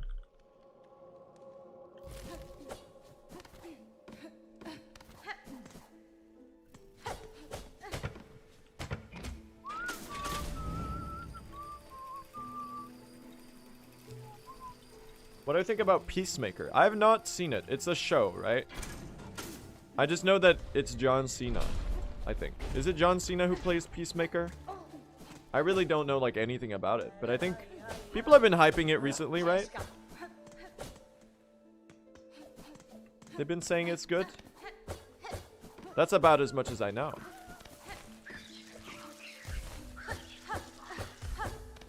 And that it's like a DC show. Any more than that, I could not tell you about it, though.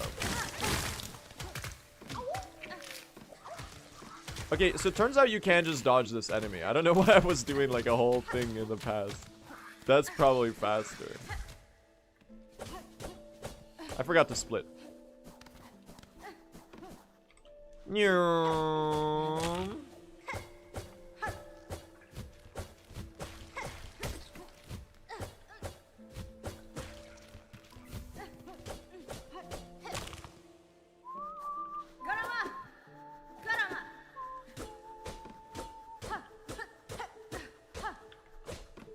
Oh, I didn't get it. That last up slash, to get that to work in the timing is like super tricky. For the Garamalas. Garama!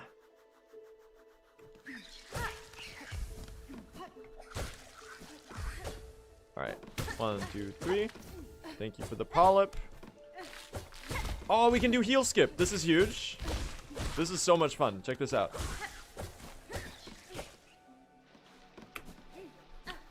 I messed it up. I mistimed my inputs. Never mind. We can't do heal skip.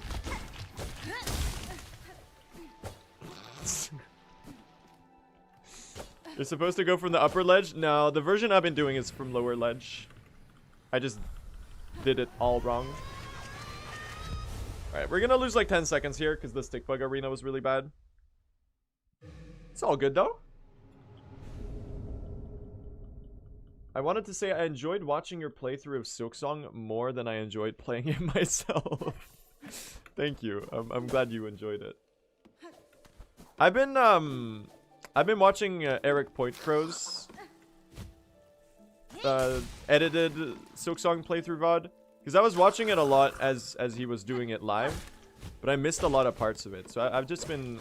That's been one of the long YouTube videos that I've been having on for the last few days. It's really fun to like vicariously re-experience all of the first playthrough magic through watching other people play games. I've never been all that much of a Let's Play watcher. But honestly, I think I'm of the opinion that it's more fun to watch Let's Plays of games that you've already played. The point is, for me, is like watching someone experience those things, experience a piece of art that you're really passionate about.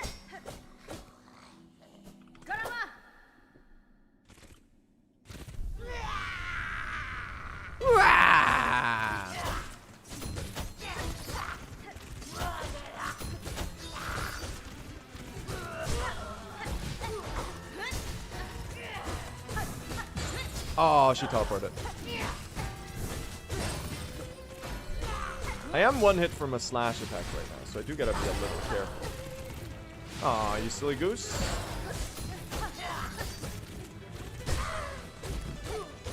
I would like to heal on the phase change. Oh, as much as I would like to do the early control with the bell. Oh. Oh my god, I'm getting destroyed. Guys, I'm getting destroyed. What the fuck? I got comboed by the bells. I got comboed, dude. That was so bad. That was so bad.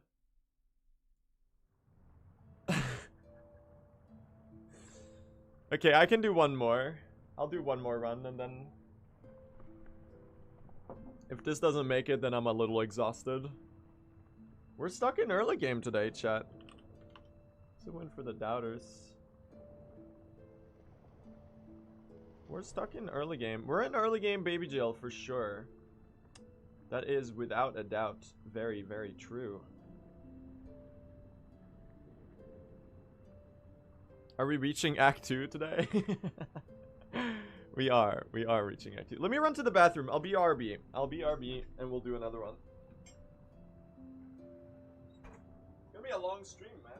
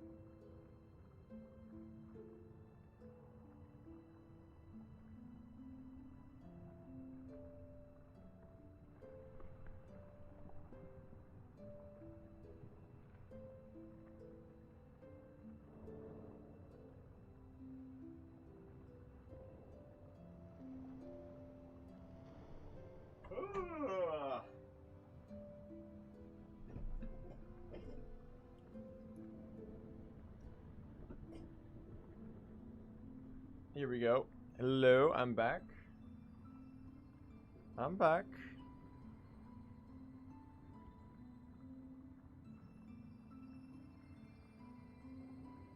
I am back.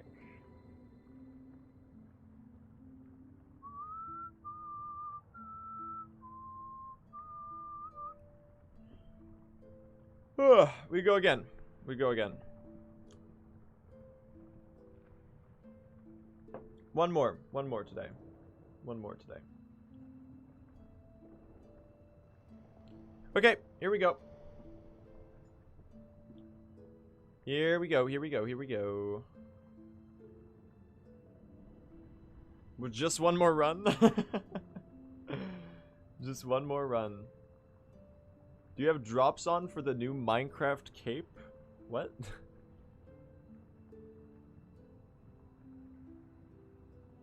Chat, we've got widowed. We got widowed.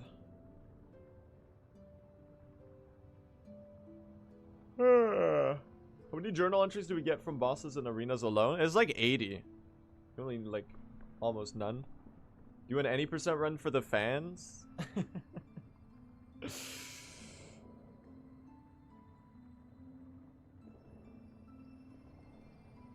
It would be cool to run more any %, but we'll see. If this run isn't the run, I'm gonna be pissed, says the raging conchfly. That's a good one. Okay.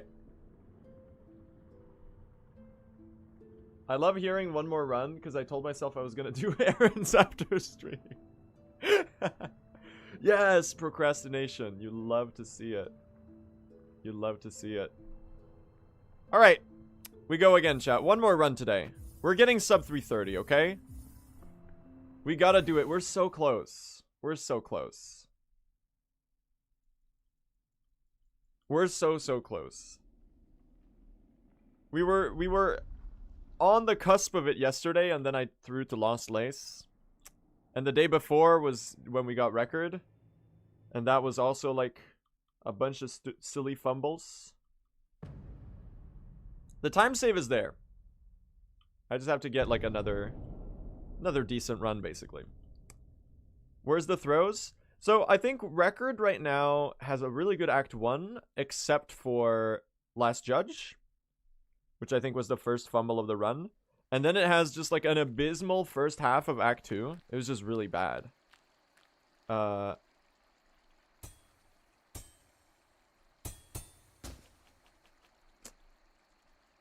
was just really, really bad.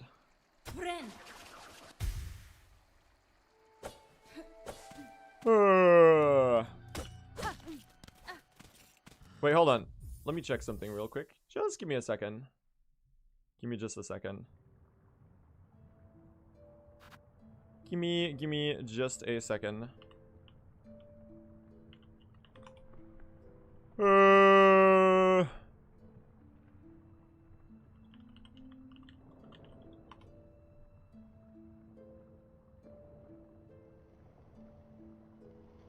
Just a second.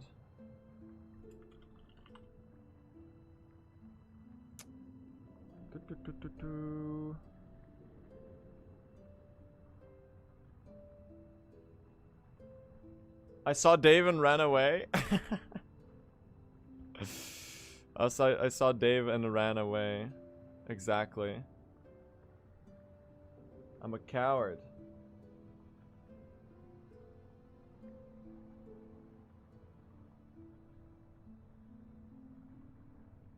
Oh boy. Well, this explains a lot.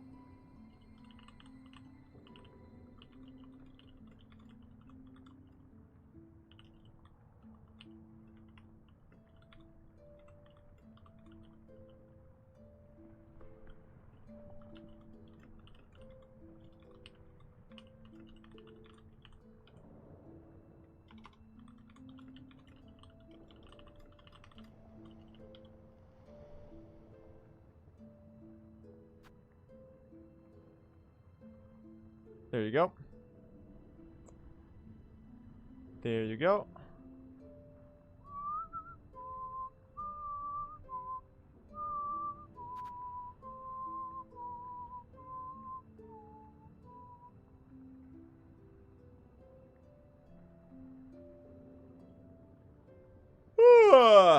All right.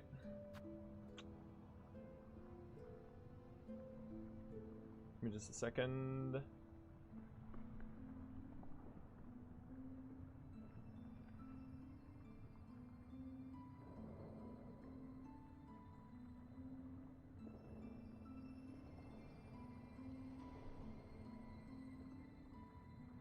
Actually, chat, I think I'm gonna wrap up today. I'm a little out of it. We'll try again tomorrow. I think we will try again tomorrow. Sorry. I'm really hungry and tired.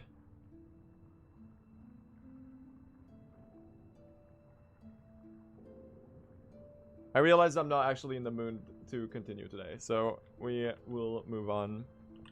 I'll raid Math. Math is, he's running Flea,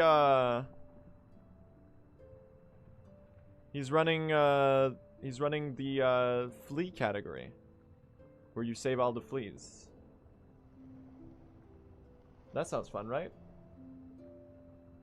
So I will see you all tomorrow. Anyway. I was promised an any % run. Sorry about that. Anyway. Later, chat. Good night. See you tomorrow. Bye-bye.